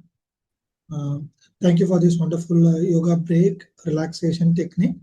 Now we are going for the next session and panel discussion, which was handled by Ms. Janita Karen Rajkumari, Assistant Professor, School of Music Therapy, ISCM. Janita, please take this. Thank you, sir. Am I audible? Yeah, yes. It is a pleasure to welcome all of you to this panel discussion on the role of yoga in community wellness. When we think of yoga, we often think of personal health and well-being, but yoga has also the potential to influence the way we connect, the way we care and grow as communities. Today, we are fortunate to have a distinguished panel representing diverse fields and perspectives to help us explore this important theme. So before we start, I would like to introduce our panelists.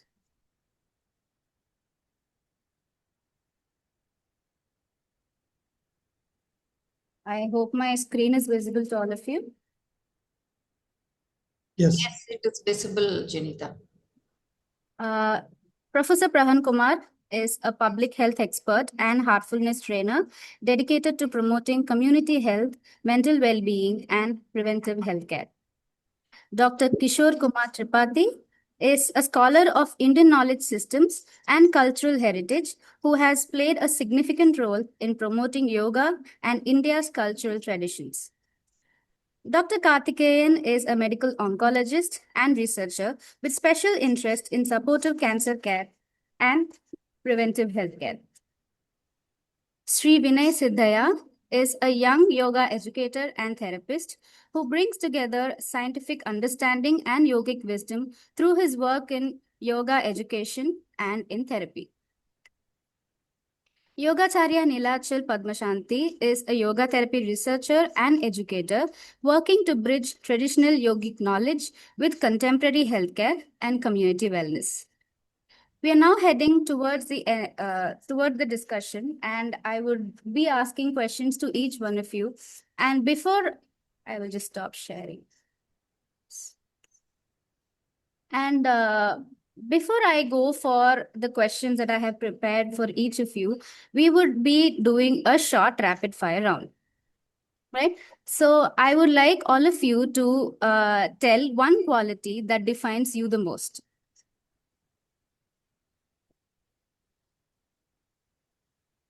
Dr. Kishore Kumar Tripathi, sir, I think you can start. Sir, can you please unmute?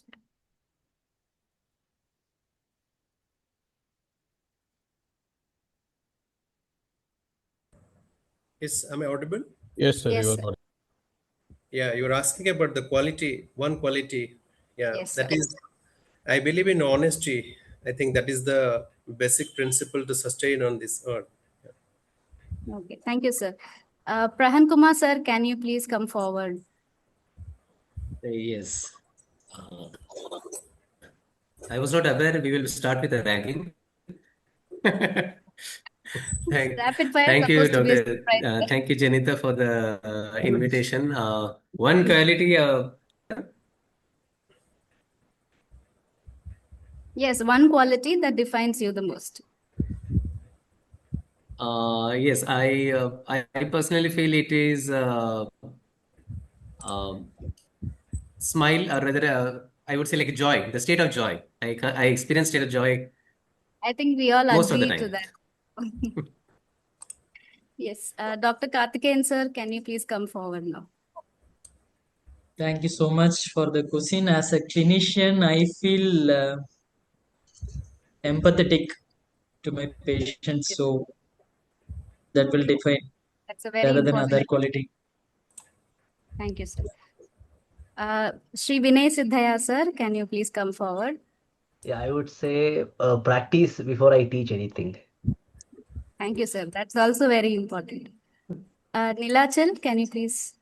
Yeah, help and support. Sorry, you're not. Am I audible? Yeah, it's very broken, I think. Am I audible now? Yeah, yes. So help and support, I would say. Helping. Yeah, help and support. Oh, help and support. Thank you so much. Yes, now you're perfectly audible. Thank you. Without wasting much time, we are already ahead of time plan that we have scheduled. I would like to ask each one of you questions, and you have 4 to 5 minutes to answer. First, I would like to address Dr. Prahan Kumar, sir. You have been a heartfulness practitioner for nearly 2 decades now. And how has that shaped your understanding of community wellness? Can you please take us through it, sir? Thank you. Thank you for that question. Yes, I have been practicing heartfulness meditation past 22 years. Heartfulness meditation is actually a simplified Raja Yoga technique. And as most of us are well aware, yoga is about expanding our consciousness. That is, I would say, like the ultimate objective of practicing yoga. So my experience about heartfulness meditation, what I have understood or rather experienced, as we practice, because of this expansion of consciousness, our perception and our sense of understanding and our sense of discrimination develops. That is one of the first step what we develop in yogic practice, the vivegam, the sense of discrimination. So talking about community wellness, in today's time, most of the illness what we are seeing, they are by default, actually now the modern medicine also have accepted that the illness are called as psychosomatic. So every illness doesn't just affect the body, but also there is a psychological component which affects the mind as well. So when you practice meditation and yoga, it actually improves our mental health and directly it addresses the various mental health challenges, which is sadly increasing every single year in the community. And the other aspect is one of the most, about few decades ago, we were talking about, or we were concerned about communicable disease. But in today's time, most of the countries, including India, we are addressing, or rather we are bothered about how to respond to the outbreak of the non-communicable disease. And the non-communicable diseases are also alternative called as lifestyle medicine or lifestyle diseases. Because most of our day-to-day lifestyle, the diet what we eat, the physical activity, our habits, all these decide our health, and that is causing significant health burden in the community, including diabetes mellitus, hypertension, obesity, depression, alcoholism, so many. And as I said, through the practice of yoga and meditation, when our sense of discrimination improves, we are able to take decision about what is right and wrong for myself. So what I understood, when I am able to understand that this particular lifestyle, it may be a particular habit, it may be a physical activity, or it may be a diet, when I am able to understand the difference and I am able to listen to my inner voice, then that improves the community wellness. Because sadly, again, globally, we have seen that knowledge is not addressing this. Because among doctors, there are so many people who are addicted, who are having poor lifestyle. So knowledge is definitely not the solution. It has to be incorporated inside, and we have to bring about the change from inside out, rather than the change should not be outside in. So practice of meditation brings about that natural change. It is like bringing about the seed is inside us, we are just watering and it is blooming outside.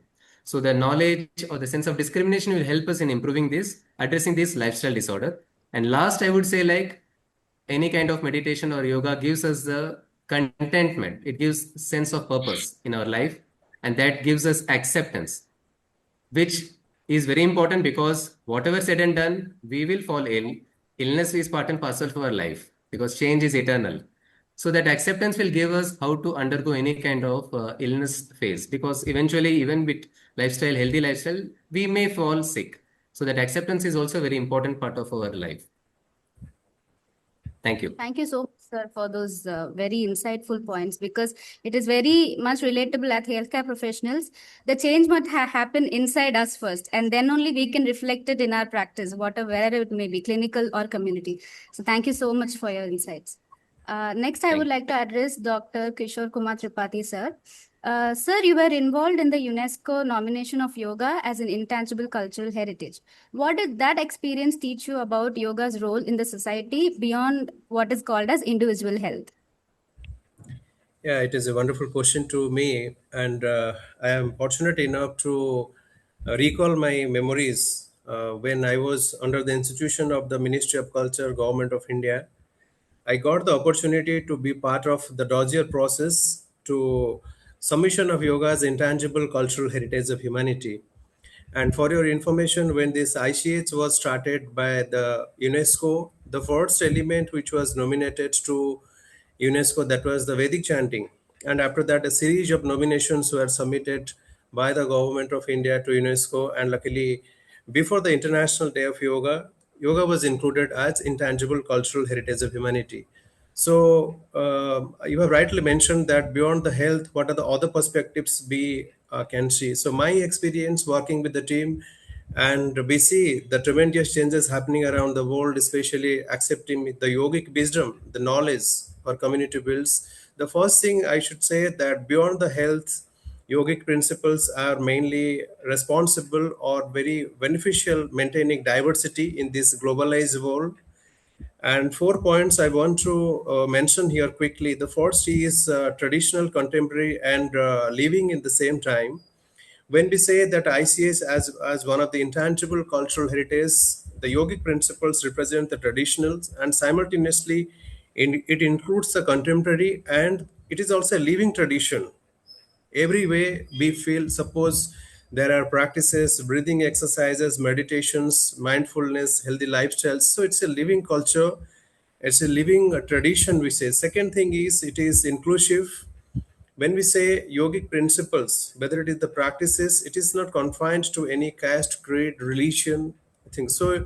Yogic principles has included many of the traditions, religions, customs, and manners. So this is one of the unique gifts when we say it is one of the ICS, intangible cultural heritage.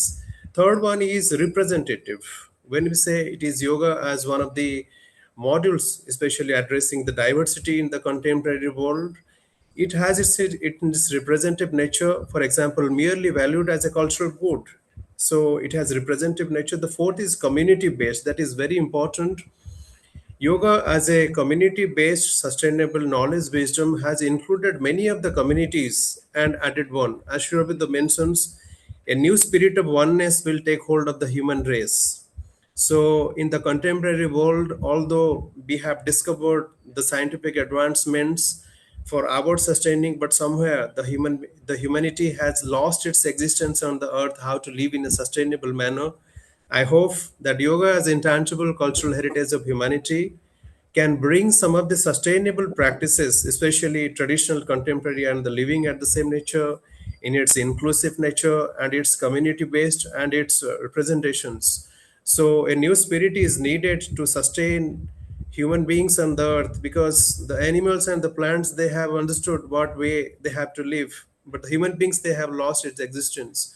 So since I represent in Sri Aurobindo society, and my salutations at the lotus feet of the Guru Maharshi Aurobindo and the mother mentioned one thing, that the world is preparing for a big change. Will you help? That help is not needed any materialistic wealth. The mother emphasized that change is consciousness is the only thing where the change begins and sustainable practices can be. So this is the thing which I learned through working with a committee of people, and we are happy to see whatever little effort be made, just like a little squirrel. So millions of people around the world, they are practicing yoga and spreading the message of peace. And thanks to our sincere thanks to our Honorable Prime Minister, whose dynamic leadership, these yogic principles, not only India's gift to the world, but also the world's gift for the worldly people.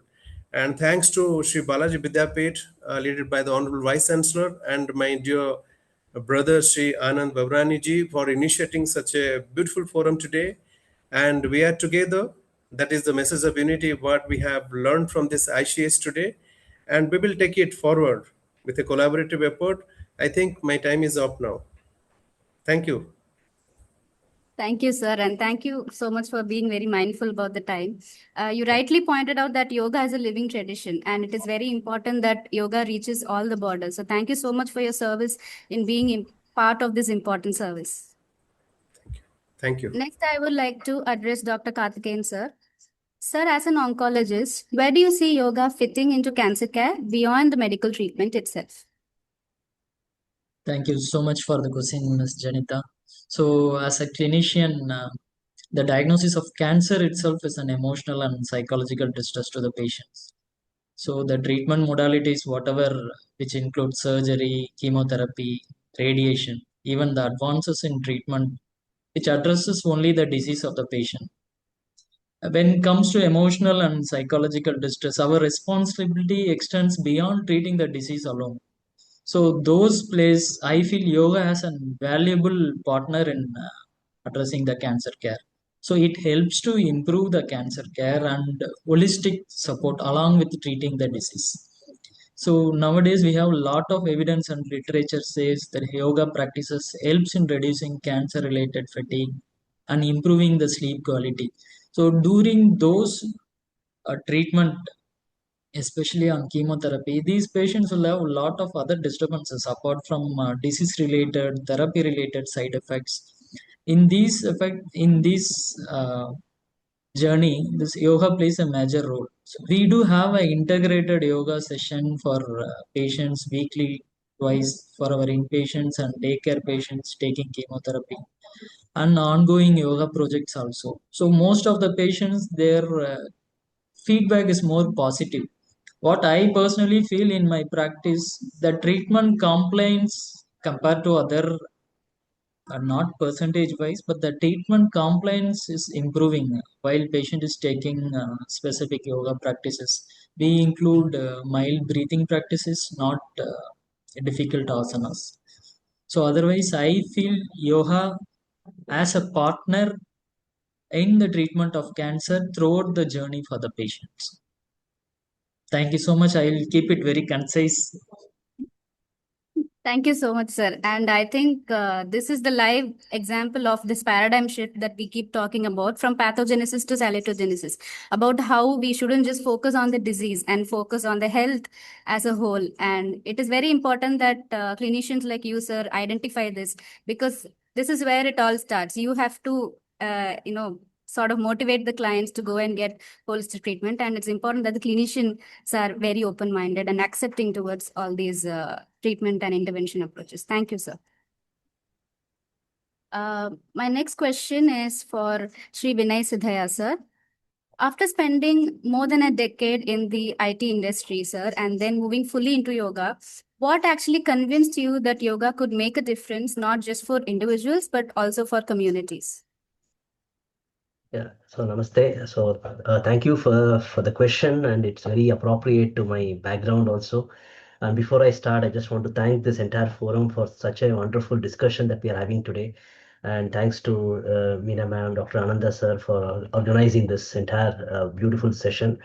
So coming to my the question itself, right? See, when I was in corporate, I spent close to 13 plus years in corporate. And see what we have studied and what the corporate was telling, there was a contradiction that I saw first. Okay. Because we have been told that early to bed, early to rise when we were a small kid, but once we go to corporate, there's nothing followed there. Okay. And then we used to say, at least when I was growing up, my parents used to enforce that we should eat right food and all of those things. Once I go to corporate, we used to have lunch meetings with pizza in our table. Okay. So that is exactly the contradictions which I saw in every aspect of and we used to say movement is very important when we are a school kid, when we are growing up, right? We used to say we should move more, we should be very active. As a youth, we used to say, I think a lot of people have already told about this in the forum also today, be more active. But once you go to corporate, exactly opposite, sit at one place, don't do anything, no movements required there. Okay. So this is exactly how the contradiction I used to see in every aspect of the corporate life there. And that is exactly what I became a victim for, because within a few months of getting into corporate, I started developing back pain. And as a solution for that, I started becoming more active. And that is how I got into yoga itself. And then once I saw the benefit of it, because I didn't even know why I got into yoga, just because one of my teachers said, just get into yoga, I got into yoga. And I was not even thinking that I'll be teaching one day yoga. So I just went into yoga, and initially I was practicing just because I was scared that if I stop practicing, all this will come back to me. Okay, that was only fear that made me practice initial days. And then over a period of time, it started transforming as a person. So then I realized the power of yoga itself. So because yoga is not something just telling to do a physical activity itself. It is just a deep philosophy itself.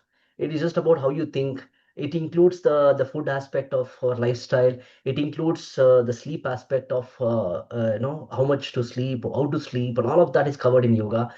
And that is when I started correcting myself first. Okay, so these are the things which I was doing as a mistake, which I knew as I was growing up. I learned all these things, but I adapted because of the corporate life, and then I was doing a lot of wrong things there. So that is where I just thought, okay, let me just first change myself to do right things.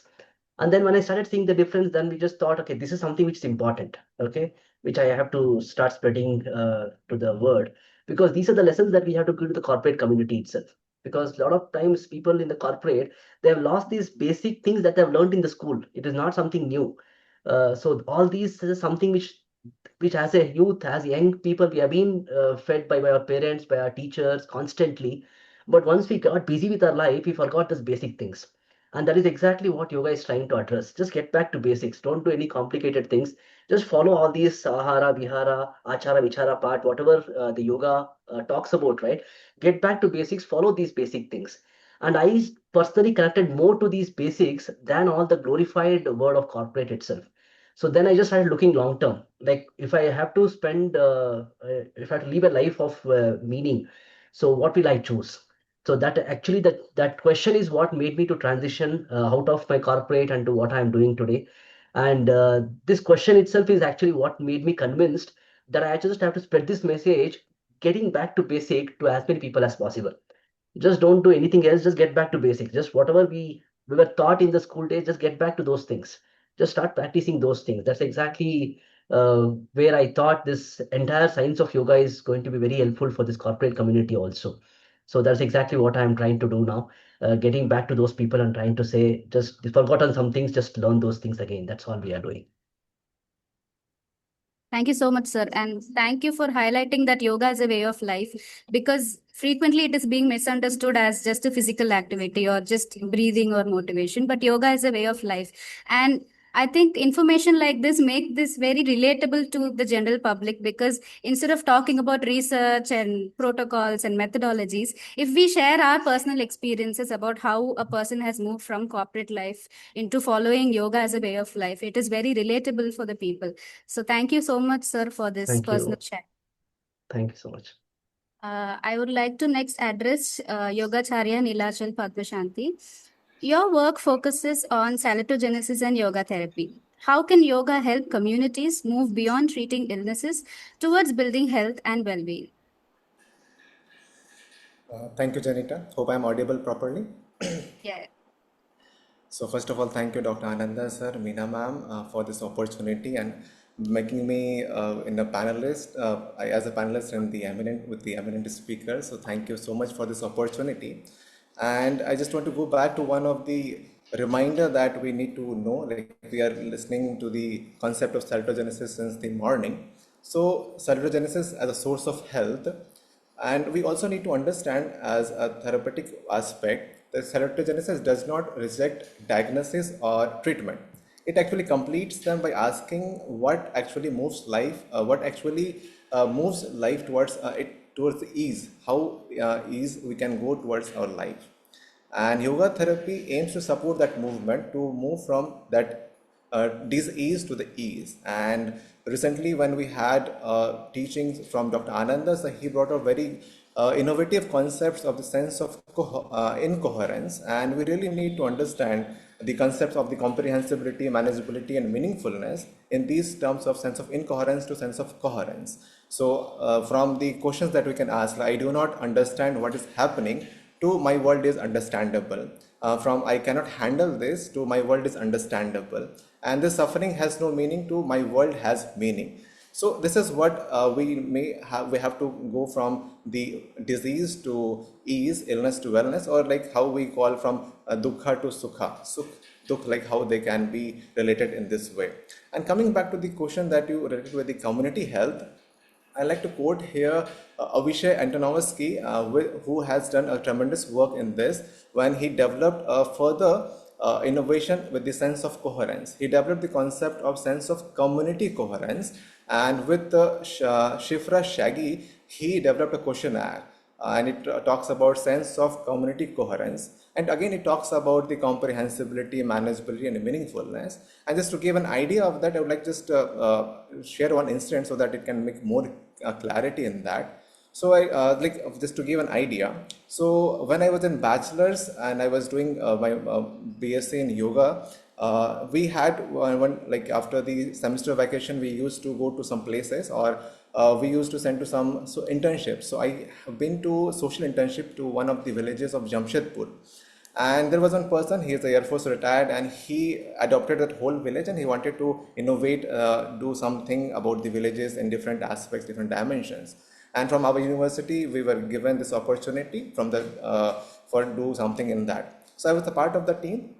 And our routine used to be like to do yoga sessions, teach them asana, pranayam, relaxation, shitlikar, and all those things. Then we also trained in the university about the Shodas samskaras. Like there are 16 samskaras, like the Punshwan Sanskar, the Namkaran Sanskar, Vivaha Sanskar, like birthday celebration, marriage celebration, like how death ceremony, with the Indian rituals and all. So we used to do all whatever is possible in that village. And also we used to go to different schools in that village to teach them about life management lessons, like how to manage time, how to deal with different situations, how to manage yourself, how to be with your friends, like that. So there were many teachings like that. And also as a therapy part, we used to teach them how yoga can be helpful for their health and wellness. So this used to happen. And also we try to train the elderly people how there was employment over there. We had some basic skills of teaching them how to make soaps, agarbattis, and different cow dung cakes, how they can benefit with that and all. So we used to teach them.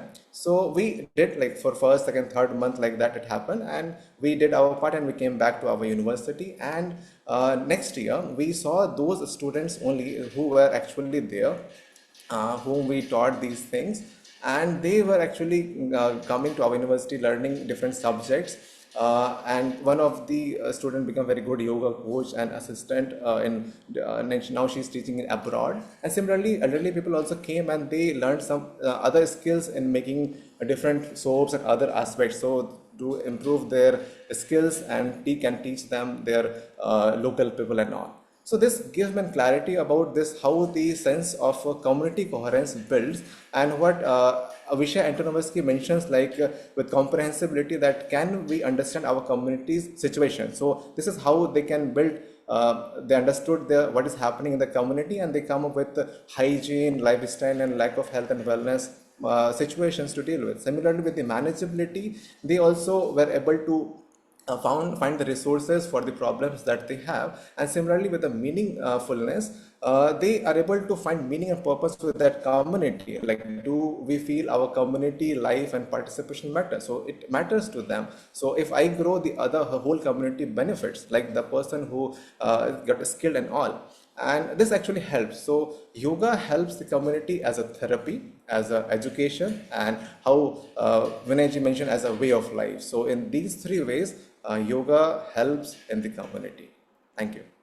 Thank you so much. And I would specifically thank you for telling the work that is done in the grassroots that has actually been happening. And I also liked when you said that salutogenesis doesn't deny the diagnosis. We just look at the health, but it's not just the health we are seeing. We are looking at the diagnosis, but we are looking at the person beyond the diagnosis. So thank you so much for your insights. We are now heading towards the end of this discussion and this very insightful panel answers that you have all given.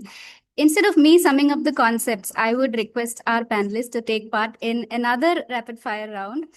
I request each one of you to say one word or a phrase or a sentence that you would like to stay with the audience for the audience to remember when they leave the session today.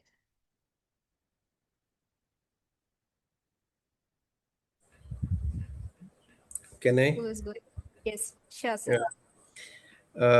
Rather than I speak, I'd like to convey one phrase from Sri Aurobindo, the great master, who said in his synthesis of yoga, that phrase is, all life is yoga. This is the message I want to convey the gurus on this auspicious occasion. Thank you. Thank you, sir. Anyone else would like to come forward? Yes, I would like to just mention about the Salutogenesis concept that we know comprehensibility, manageability, and meaningfulness. So comprehensibility gives direction, manageability gives confidence, and meaningfulness gives fire. Wow, thank you so much. Yes, sir. I can go? Yes, sir. See, I would say everybody to develop that sense of awareness and intelligence in what they are doing in everyday life. So that itself is going to transform a lot of things in our life, actually. True, sir. Thank you so much. Thank you. Yes. So I would like to summarize as it was discussed in the panel. The yoga is a way of life. So it is not a therapy or an exercise. One sentence, yoga is a way of life. If we are practicing yoga, we are living life in a particular way. So that's the beauty, and it compresses every aspect of our life. Thank you, sir. Dr. Karthikeyan, sir. I think everything has been told already. So it's fine. Okay, sir. So thank you so much. That was amazing. Personally, for me, it was an amazing discussion, especially for a person who is not professionally a yoga therapist, but I am an admirer of yoga therapy and I practice yoga as much as possible I can. So the floor is now open for discussion. If there is time, we can let the participants ask a few questions or else we can wind up. Thank you so much for being patient and for listening. And thank you, panelists, for being patient with me and my notorious messages and for answering the questions. Thank you. Thank you, Ananda sir and Meena ma'am, for giving this opportunity. I would like to especially thank all of you for being part of this most enlightening panel. And Janita, you are marvelous as a moderator. The way you got out the best from everyone, Prahan Kumar sir, my dear Vinay, Dr. Karthikeyan, Kishore Kumar sir, my dear Nilachal, amazing. This was a, usually sometimes panels start to go off track. It was so on track, so focused, beautiful insights. I think really I am overjoyed. I'm overjoyed. And I love that message. All life is yoga. Yoga is a conscious evolution. Yoga is every moment. Yoga is everything. And so, if you look at it as a doctor, you find yoga in medicine. If you look at it as a farmer, you find yoga in, agriculture. As an architect, you can find it there. As an IT professional in IT. If just we have that perspective. So thank you so much for this most amazing panel. And Janita, hats off to you. Beautiful job. Sir, again, I would like to point out that I think this is the first time where we have people from different fields, not just yoga persons, yoga personals or yoga experts coming together in a panel, discussing the perspectives, varied perspectives, but about healthcare, about yoga, and how as a complementary therapy, this is going to be helpful in different fields. And I think that is the highlight mainly, especially what we are doing through ISCM is being highlighted through all of you, whatever you discussed here. And Janita, like sir said, well done. And thank you all, Prahan Kumar sir, Vinay ji, Karthikeyan sir, Kripati sir, and Nilachal. It was really, really lots of points, takeaway points that were there in your discussion. So thank you so much. Thank you. Vinay ji, I'm going to be down in your area tomorrow night and on 21st morning at SVSR. So just giving you a heads up, I'll be at SVSR for 21st Jan morning. Oh, fantastic. Fantastic. We'll catch up then. Thank you so much. Thank you so much, Dr. Anandji and Dr. Janita ji for this opportunity. And we'll meet again. Next time, this will be a power-packed panel in person. The credit goes to you for bringing everyone on this occasion. No, this is really a blessed day for all of us to listen. Thank you so much. Thank you, sir. Thank you, all the panel members. Thank you for the moderator, Ms. Janita. Thank you, Prahan sir, Vinay Siddharth sir, Karthikeyan sir, and Nilachal. So thank you everyone for this wonderful panel. Now I invite Preeti give the short note on next event.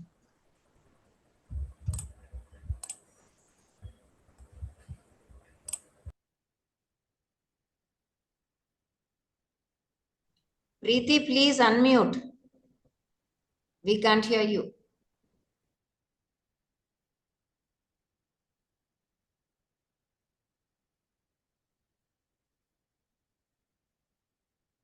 Daya, I think she's not. Yes, you are unmuted. Yeah. I mean. Sorry for that. So, Namaste. This is Preeti Anagarai, student of PGDYT. Thank you so much for giving us this wonderful opportunity. I would like to express my gratitude towards Director Dr. Ananda Balayogi sir, Dr. Professor Meena ma'am, Principal of ISCM. So, and all the coordinators and who are all participated in this. Thank you so much for that. Now I'd like to invite Dr. Dayanidhi sir to do the compilation of this webinar. Thank you. Thank you thank you so much.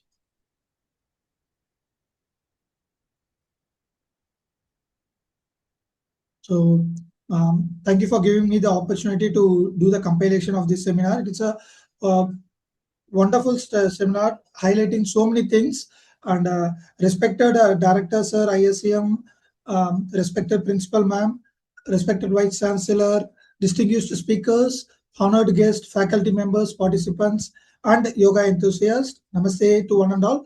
As we come to the conclusion of this enlightening international webinar on Salutogenisis approach of yoga therapy across lifespan, it's my privilege to present a brief compilation of today's proceeding. We begin the webinar with the inspiring international keynote by Dr. Sadhvir Singh Khalsa sir, who presented a compelling scientific evidence supporting yoga as an effective tool for enhancing physical, mental, and emotional well-being. He highlighted the growing body of research that established yoga as an important component of integrative healthcare. Building upon this scientific foundation, Dr. Anup Kumar, neurologist from USA, shared a valuable clinical insight on the role of yoga and lifestyle intervention in promoting holistic health and preventing chronic diseases. His presentation emphasizes the importance of integrating yoga into mainstream healthcare as a preventive and salutogenic approach to long-term well-being. The inaugural session reflects the vision of Sri Balaji Vidyapeeth initiative, Yoga for Vibrant Campus and Academic Excellence, emphasizing the transformative potential of yoga in creating healthier educational environment and fostering holistic development among students and faculty. The inspiring address by our dignitaries reinforced the importance of integrating yoga into academic and healthcare system for a healthier future. We were then privileged to hear from Professor M. Jayaraman sir, Maharaja of Mysore, who offered a salutogenic reading of Kriya Yoga. He presented his presentation highlight how yogic practices cultivate inner resources, resilience, and self-awareness, enabling individual to move towards health and well-being. And he also gave the concept of how salutogenesis come. The link he has created, it was really amazing. Thank you, sir, for that. And then the international keynote by Professor Ingen Hagen explore the themes of self-regulation, self-reflection, self-care, and stress management. The talk underscore the importance of mindfulness and yoga practices in nurturing psychological well-being and resilience in a contemporary society. Further enriching the webinar, Dr. Parani Ranganathan discussed yoga and neuroplasticity. So simple practice that have maximum benefit. He illustrated how regular yoga practice can positively influence brain function, enhance adaptability, and contribute significantly to lifelong health promotion. At the last, the panel discussion on role of yoga in community wellness brought together experts from healthcare, education, social service, and yoga organization. From all different fields, the experts came. That's why the panel was really amazing. The discussion highlight yoga contribution to preventive healthcare, community empowerment, mental well-being, and social harmony. Emphasize the need to make the yoga accessible to all sections of society throughout the day. And throughout the day, in between each session, the yoga break event was given by the PhD scholars and PG scholars of ISCM. It's really amazing. Throughout the day, a common message emphasized from every session: salutogenesis is not merely about preventing disease, but about creating, nurturing, and sustaining health. Yoga stands out as a powerful salutogenic tool that promotes physical vitality, mental balance, emotional resilience, social connectedness, and spiritual growth across the entire lifespan. Today's deliberation have beautifully demonstrated that the integration of ancient yogic wisdom with complementary scientific understanding offers a practical and sustainable pathway towards holistic health and human flourishing. On behalf of organizing team, I extend my heartfelt gratitude to all our esteemed speakers, dignitaries, moderators, participants, and volunteers for their invaluable contribution in making this webinar a grand success. May the knowledge and inspiration gained today encourages us to incorporate yoga more deeply into our personal lives, professional practice, educational institutions, healthcare systems, and communities. Thank you. Namaste. Now I invite Bala for the vote of thanks. Thank you, Dr. Dayanidhi. Respected dignitaries, esteemed speakers, distinguished guests, faculty members, researchers, students, yoga practitioners, and participants from across the globe. It is my proud privilege to propose a vote of thanks for this international webinar on salutogenic approach of yoga therapy across lifespan, which is organized by School of Yoga Therapy of Institute of Salutogenesis and Complementary Medicine of Sri Balaji Vidyapeeth as a part of the initiative of Yoga for Vibrant Campus and Academic Excellence. At the outset, I express our deepest gratitude to our Honorable Chancellor, Sri M.K. Rajagopalan Sir, and our Honorable Vice Chancellor, Dr. Balakrishna P. Shetty Sir, for their visionary leadership and unwavering support towards promoting yoga, wellness, and academic excellence. I offer my sincere thanks to Professor Dr. Anand Balayogi Bhavanani Sir, Director ISCM, for his inspiring guidance and relentless efforts in fostering the science of salutogenesis and yoga therapy.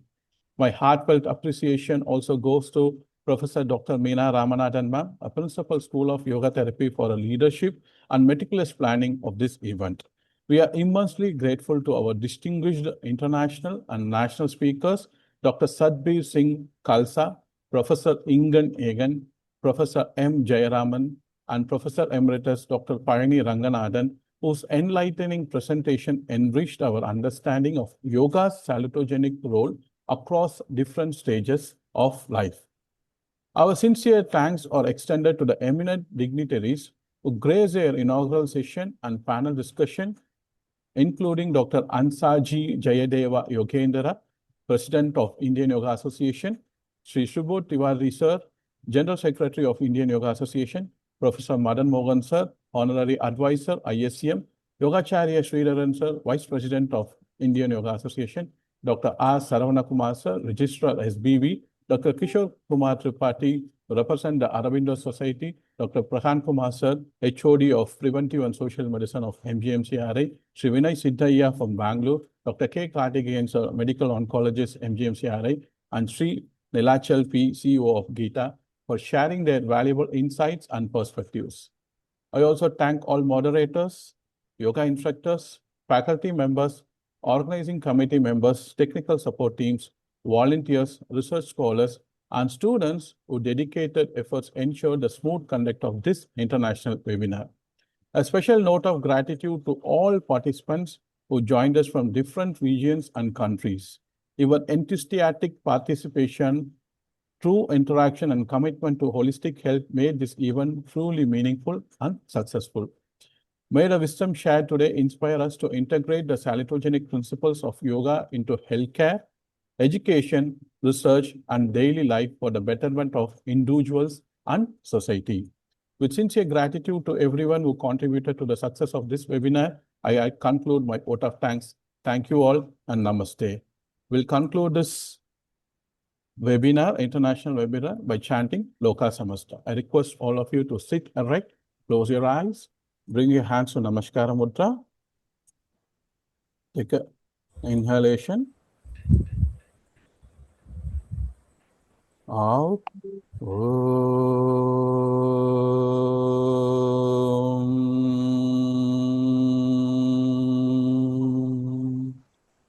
Loka samasta sukhino bhavantu sarve janaha sukhino bhavantu. Om Shanti, Shanti, Shanti. Om.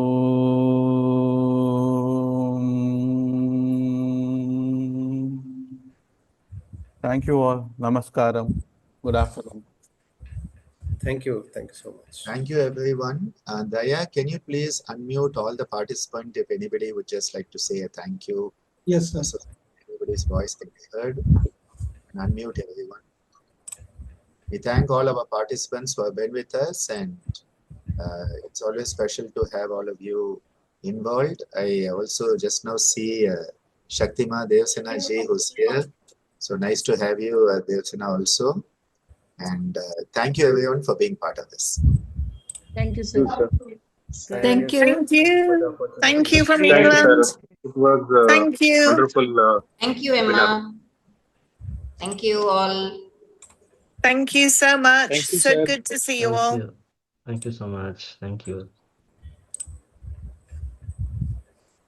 We have shared 2 links in the group. One is a survey link for the perspectives on yoga. Second is the feedback link.